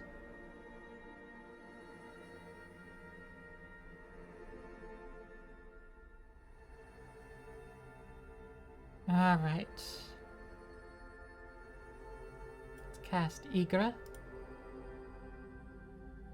I just killed myself. Thanks, game. Okay, the wolf deck got me because targeted removal of my creatures and having Beastmaster Ascension out. But I'll win this time. Play land. I can flash out this instant ramen.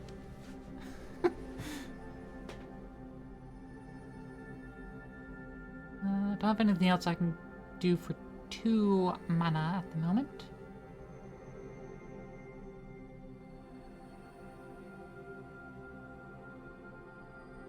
Flash out the ramen. Ah, another triumph. Excellent. I can't cast Scavenger's Talent, sadly. Can go ahead and sack the ramen. I'll hold on to the ramen for now. Allow my enemies potentially target it with artifact destruction. Okay.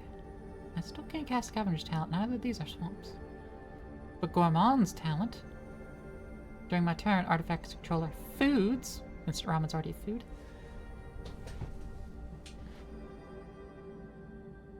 I have 3 mana, so I can make Sam.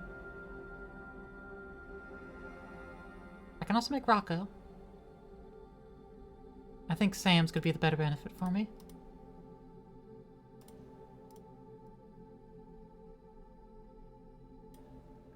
Sam will make me food.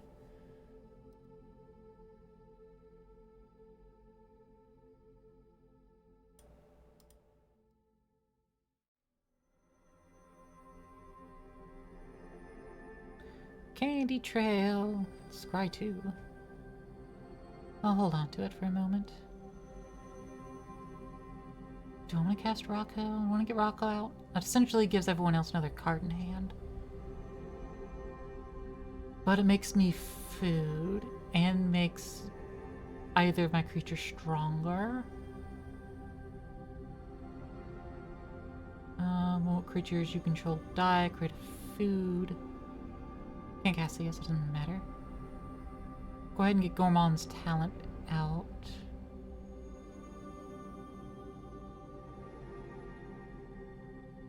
Yeah, okay. I'll get Gourmand's Talent out. I'll get the Candy Trail out.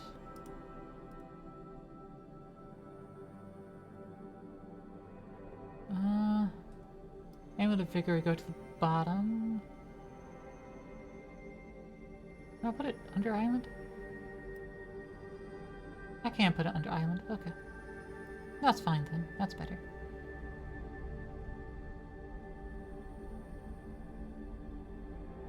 Sam makes me food and keeps me protected-ish.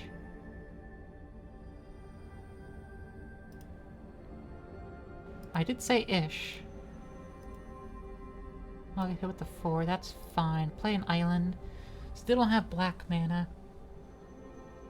I don't have 2 white mana either. But I can cast Eleanor. I don't have any... Can't sacrifice any food this turn. Oh, right. Knight of the Sweet's Revenge. I can cast that. So now my food can tap for mana. Right. And now I can use that to level up Gourmand's Talent. And I have 2 mana left. But I can't use that to sack a food. Not until I get another food. But that's going to make me a 3/3 green raccoon when I do that, which would be good. Make the food. And now that I have 3 food, sacrifice 1. Oh right, it only costs 1. And get a raccoon.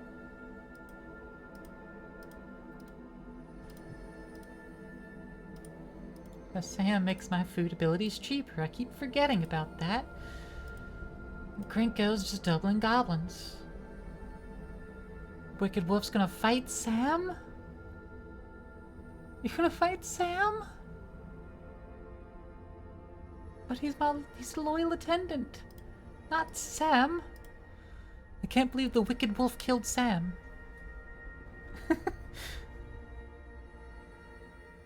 What shenaniganry?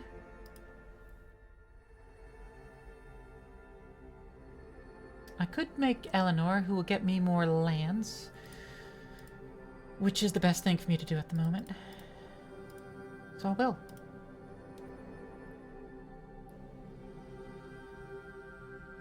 And then I will... Do I want to eat my ramen? Or do I want to level up again?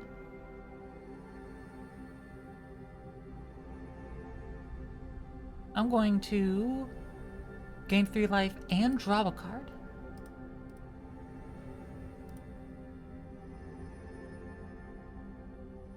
And I have sacrificed food this turn, so I'll get a basic land card. So I can go get a swamp finally. 1, 2, 3, 4. 4 mana.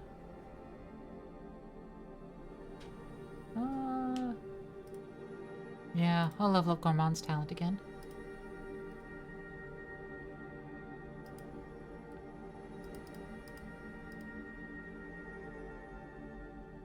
Yeah. No swamp. More creatures you control die. Create a food. Never sacrifice permanent. Target player mills a card. Sacrifice 3 to return non-land permanent graveyard to the battlefield. Yeah, that'll be good. And it's cheap enough. So yeah, swamp.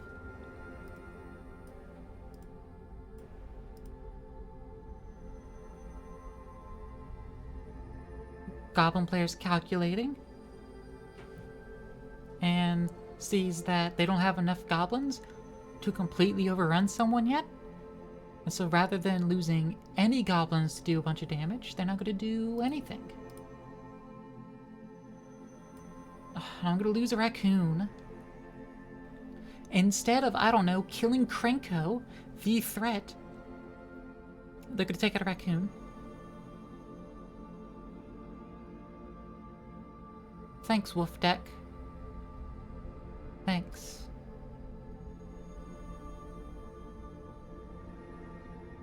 See, Wolf Deck? Citing I'm the threat here. You know what, I'll take the 8 damage, I don't care.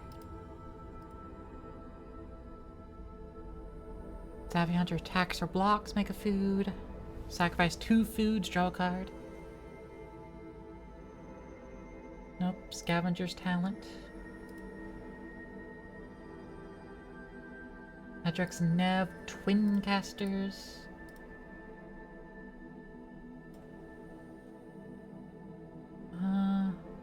I have 1 white mana available. I can't cast Thousand Moons still. I can cast Rocco. Yeah, I can cast Rocco.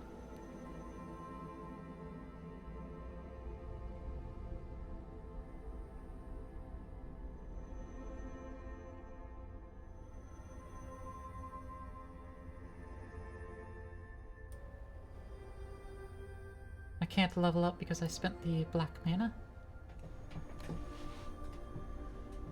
Ah, shit. So, yeah. First time you gain life, won't encounter each creature you control. That's right.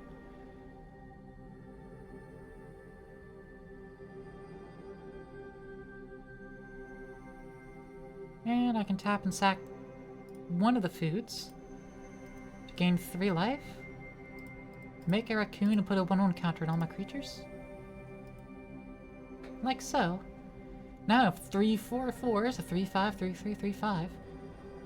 So most wolves are 3/3s, so I should be a little better off.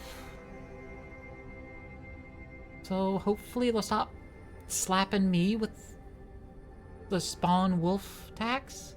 And we'll maybe take out the Krenko, or the Krenko, or the Goblin General, or all these heckin' goblins. You know? You know? Wolf Deck? You idiot?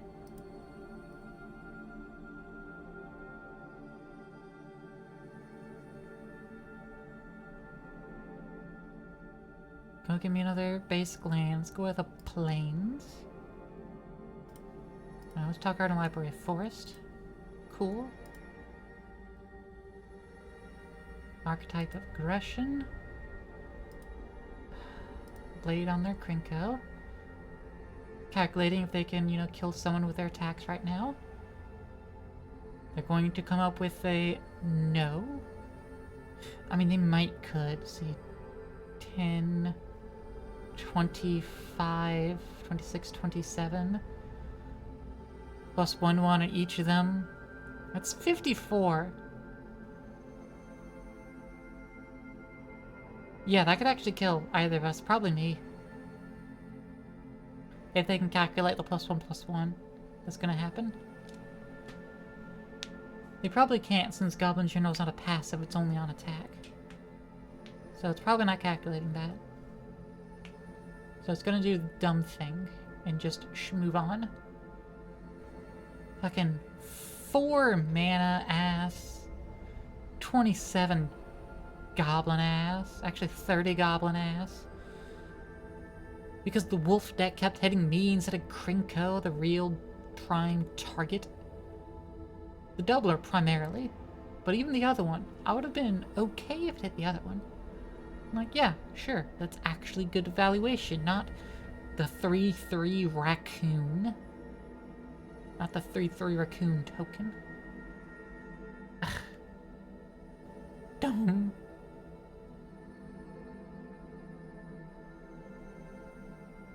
Class level, that's what CL is, class level. Okay. Fair enough. Fair enough.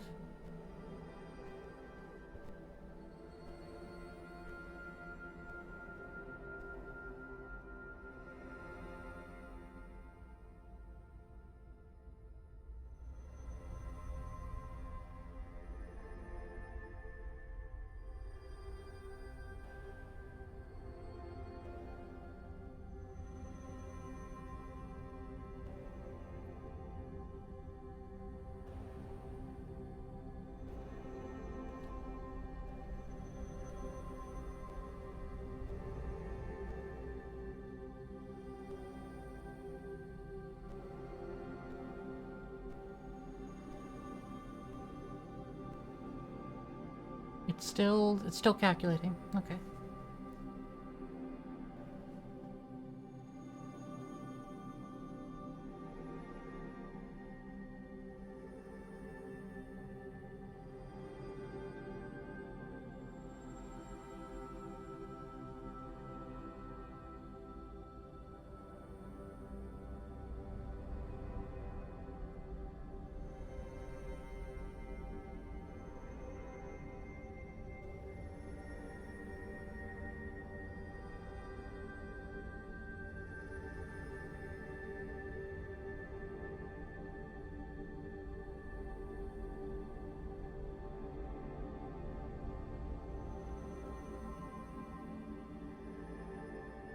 Oh, it did calculate that it's going to attack me. Great. Fun.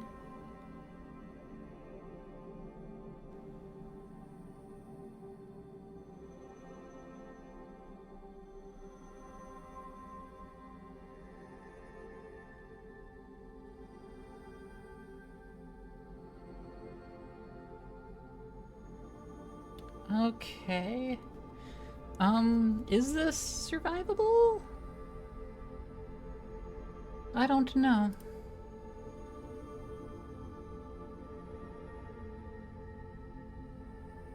Okay. 32 creatures attacking me. And I was counting just the goblin tokens would be enough to kill me. I can only block 2 of those. So, yeah, no, I'm pretty sure I'm dead.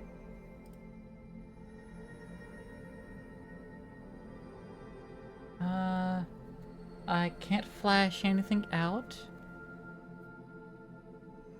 And I don't have enough mana to activate the Night of Sweet's Revenge.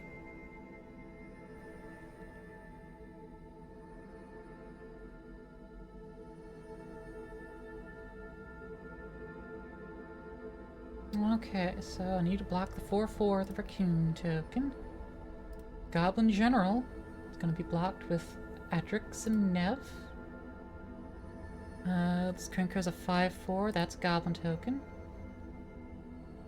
Archon of Aggression. Giving everything trampled, that's fine. Block that as well. Well, it's a 3-2. Everything was pretty fine.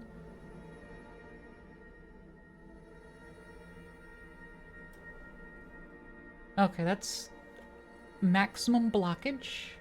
Unfortunately, I don't have any life link, so I'll probably still die, but at least I have blocking priorities in mind. Wolf deck. Yep.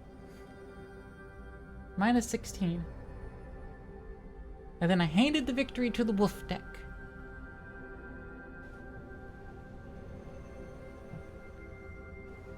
If it was a player, one, I would have been yelling at them this entire time about bad priorities. But two, I'd be asking, is this your plan all along? To have me do good target priorities and you just wanted to make me a weaker target?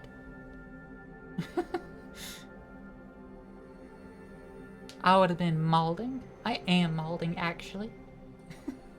And I know this is just dumb AI. Really dumb. And it's targeting, like, algorithmically, with its weird functions, it should have made a better decision. It didn't. It should have.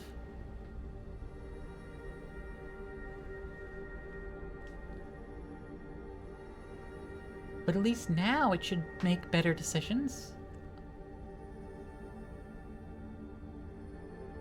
Oh, nope, you're dead. Okay, cool. You didn't make a decision at all. Okay, next game is the last game. I'm going first. I have 3 lands in hand. Cool.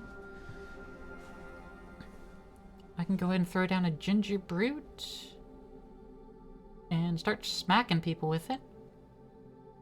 Or I could just play the Triome, play a tapped land so I have more mana to handle. Oh, Shellab's Ambush, nice. Land, Sir Ginger. 3-1. And a mill 2, a land. I have 2 lands and a haunch milled.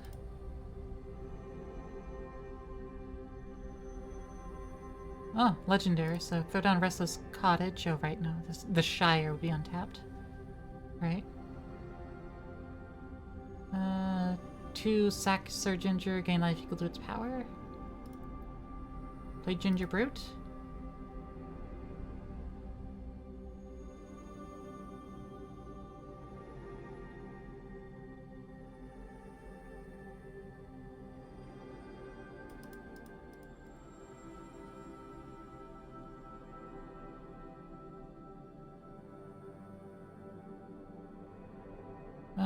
Zagoth Triome. Start trying to make copies of Ginger Brute. Copies of Heaped Harvest. Yes, excellent. Perfect. Let's turn to a land and allow me to 3 sack an artifact. Food, presumably.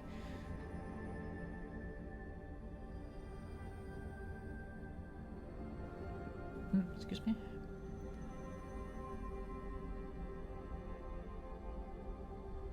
Artifact control, open your graveyard, won't encounter on Sir Ginger.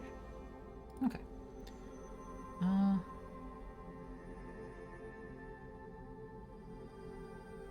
I'll do the Heaped Harvest so I can put a land down. Mountains, plains, swamp, forest. I don't have an island. Get one of those. Attack with Sir Ginger.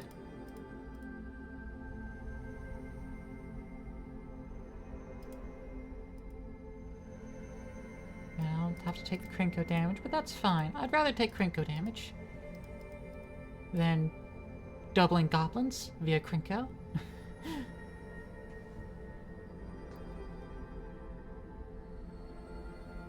Okay, I'm not making any tokens at this moment. So I can cast like Anointed Procession. And if I can tap things right, I can then follow it up with Shellop's Ambush as a defense.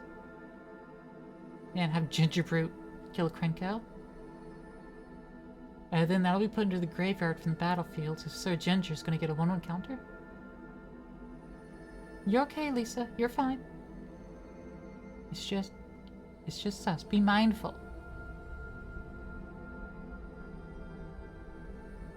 Be mindful, Lisa.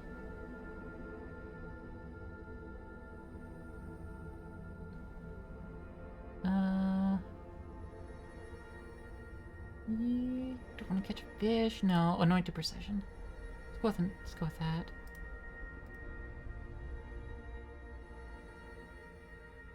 Yeah, as long as I keep a black mana open, I can do Shellop's Ambush.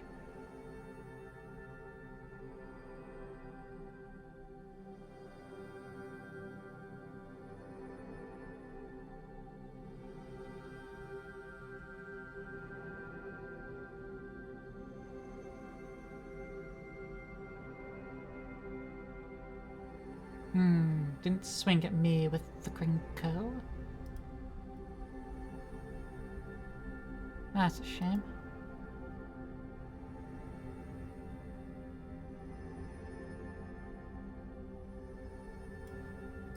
Also, I've got a ton of things milled. There's my Nuka-Cola vending machine. No!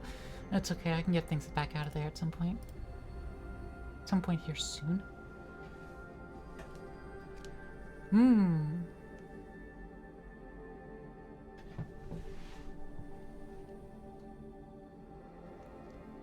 You know what? Yeah, I'll block you with Gingerbrute.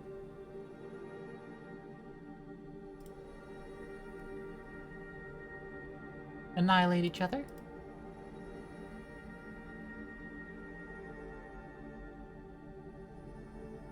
I get to scry. As well as Sir Ginger gets a 1/1 counter.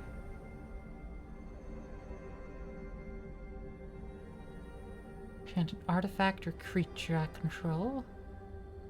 And this flips over is just a land, not an artifact land. This is a food clue. It's a food clue token.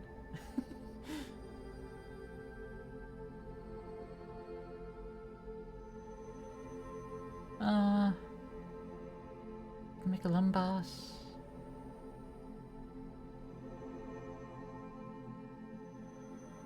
Which will draw me a card when I play it.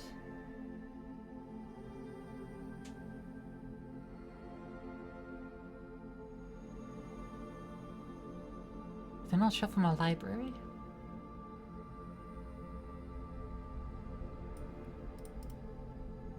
Yeah, let's play it and draw a card.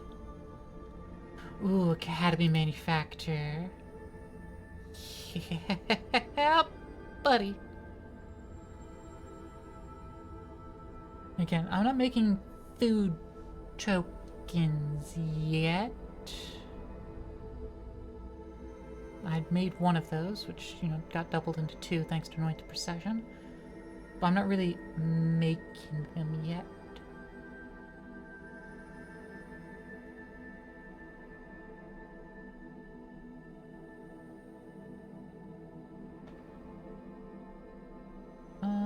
Scry 2 when I play the trail, though. Yeah. Adrix Nev and Thousand Moons Smithy? Yeah. I'm gonna go ahead and draw the Thousand Moons Smithy.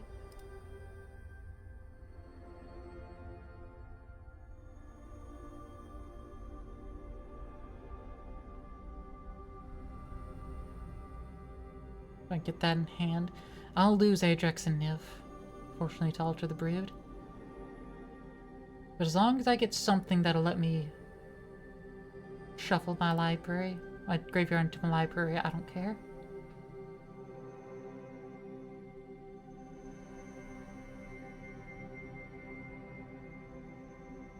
Alright, Sir Ginger.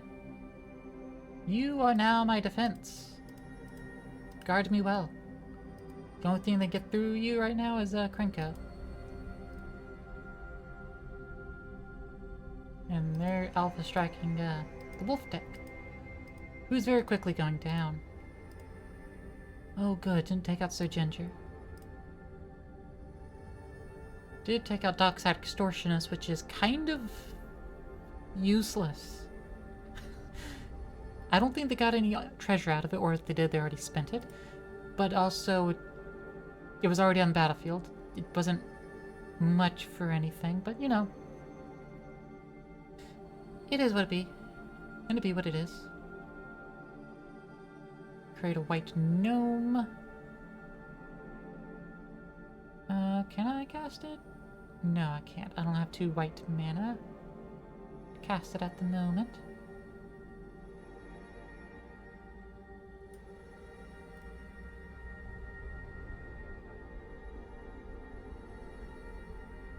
Alright, I can sacrifice the Limbas. I mean, 3 life. And 1/1 counter and scry 1. This way I can get a land at least. Especially since everything else is getting tossed in here. Yeah, I'll sack the Heaped Harvest. Give me a basic land. Which would be a plains. Spider food. Oh, that would be good. That'll be good. Get rid of Alter the Brood.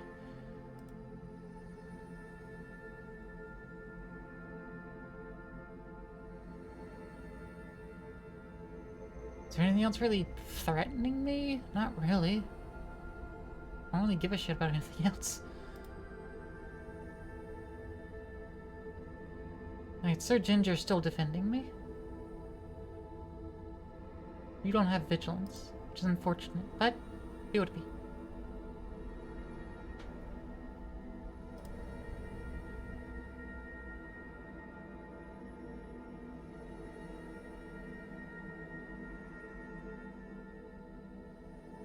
Yeah, I expect that.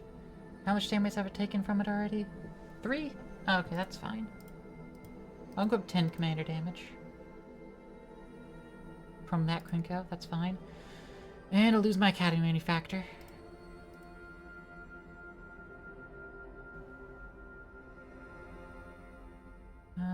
Swamp, sure. I can draw a swamp next.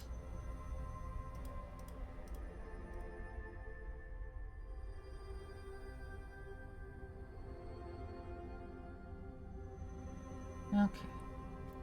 Thousand Moons Smithy.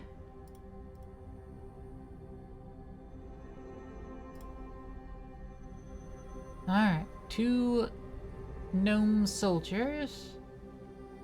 Now, this is legendary, so Moonlit Meditation can really make copies of it.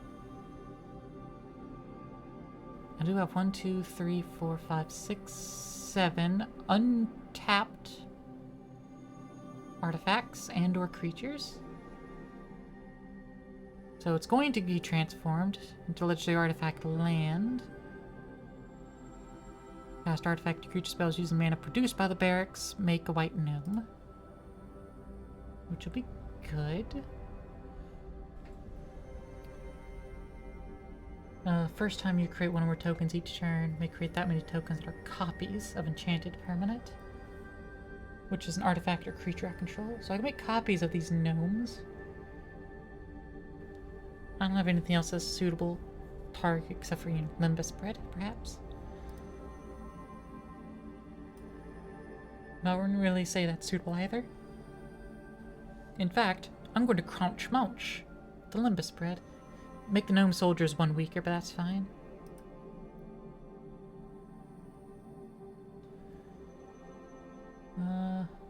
Yep. Everything can happen in that order. That's always a yes. Ooh, Igra, eater of all.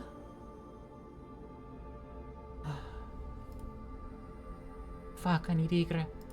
But that's not gonna happen. I don't have a way to draw it. I don't have card draw at the moment. And Alter the Brood's just gonna knock it out. Because my spider food's in here.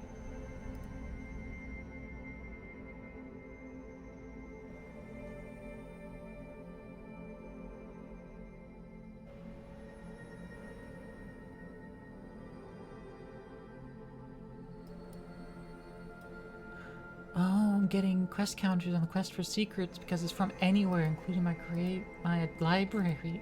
Oh, okay. Well, had I realized that...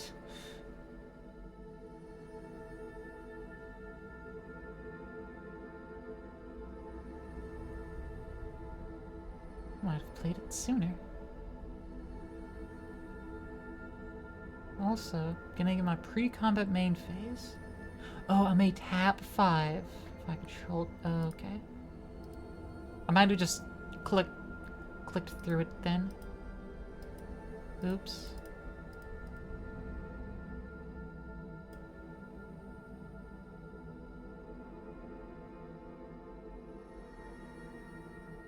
Oh, no, now it's when I would do it. Oh, I see. 1, 2, 3, 4, 5. So now this is because I tapped it, right? Okay. Fair enough.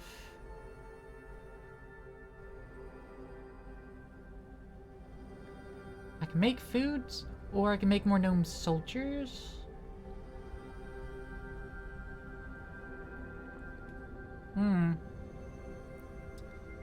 So do I want to make 2 food or 2 soldiers? I want to make 2 more soldiers. I need the numbers. So I guess that's what I'm doing. Legendary, so I can't have more than one of these. So I'll enchant one of these gnome soldiers. And then I'll catch a fish. Beginning of upkeep, right? So I won't catch a fish.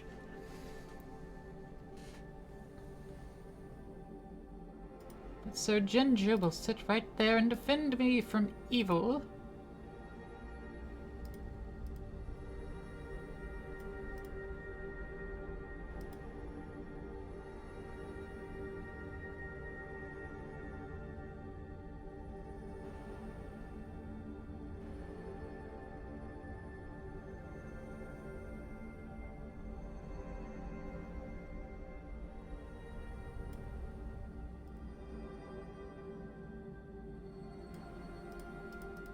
Yeah.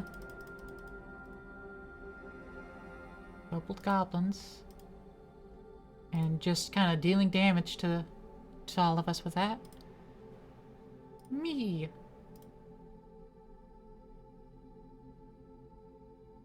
Graveyard goes into my library again. Yay. Sam, loyal attendant. Yes, I reveal it.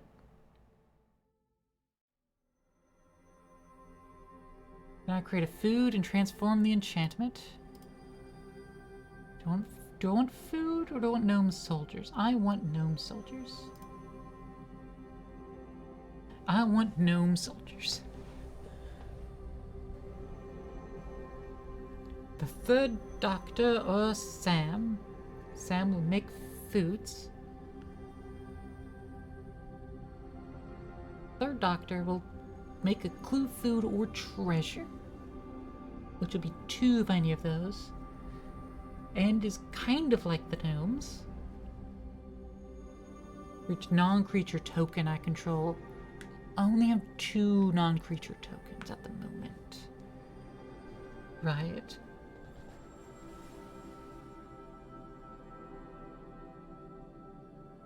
I believe I can cast both.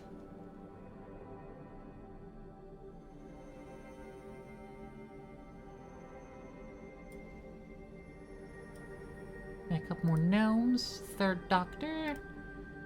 Make me a couple clues.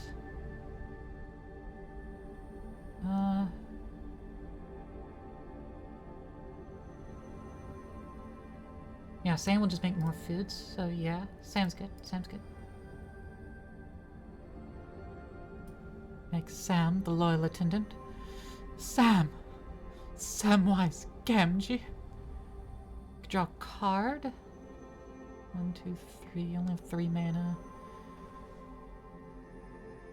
Could sack 1, which would make the third doctor 1 weaker.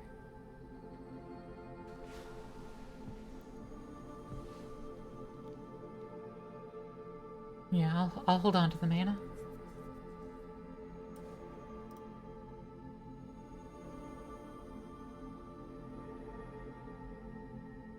But now I have some 14/14s to defend me.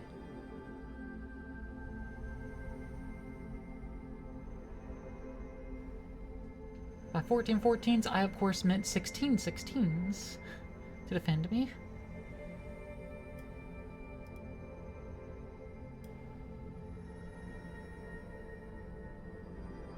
Alright, Wolf deck just died.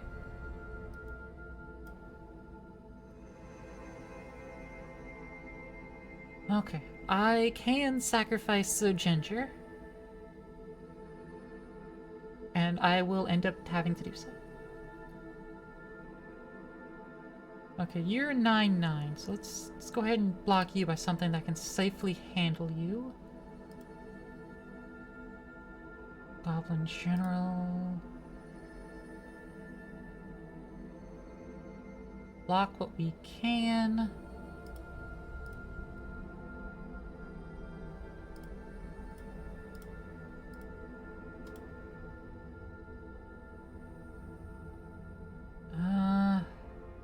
See, that'd be 15, 24. I can heal 8.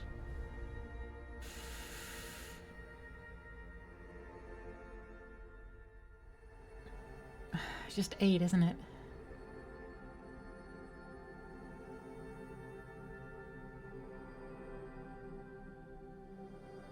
Yeah, they don't have trample.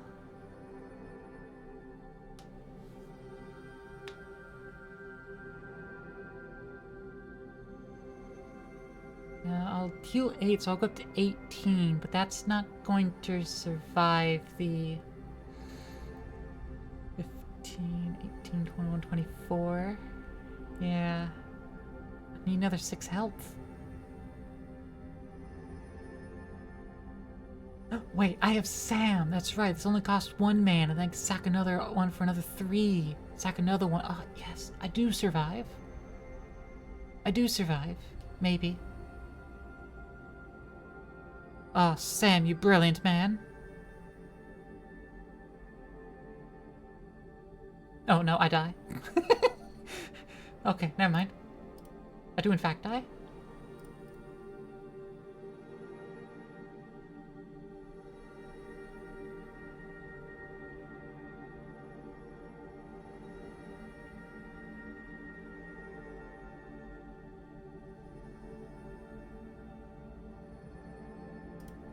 Go up 24. I don't have any form of further healing. I have no additional mana. Dang it. -8. I would need to sacrifice 3 more foods. I don't have enough foods for that. But okay. So the first round was kind of a fluke in it being really strong. It still is really strong. As far as my power levels goes, because those are both decks I built. So it is still a strong deck.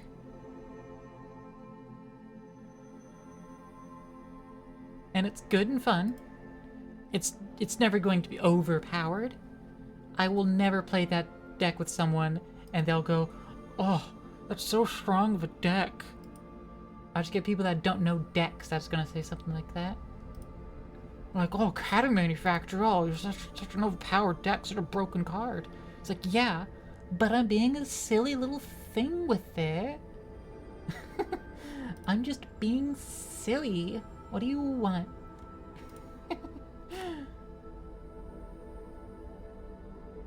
But this was fun. I had fun, and I hope so much that y'all had fun. But we're going to go bother another plant. Not an Athene. Probably has absolutely no clue what HDG is. So don't be misconstrued. Okay, this is just a plant person that looks a lot like, say, a Dragon Ball character with a giant forehead. I'm just saying, kind of looks like. I'm probably going to be wrong. Someone would correct me, but I think Bulma. Okay.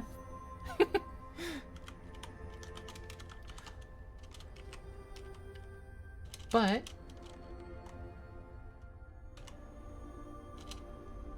yeah, we're going to go see Ronan Hostoria,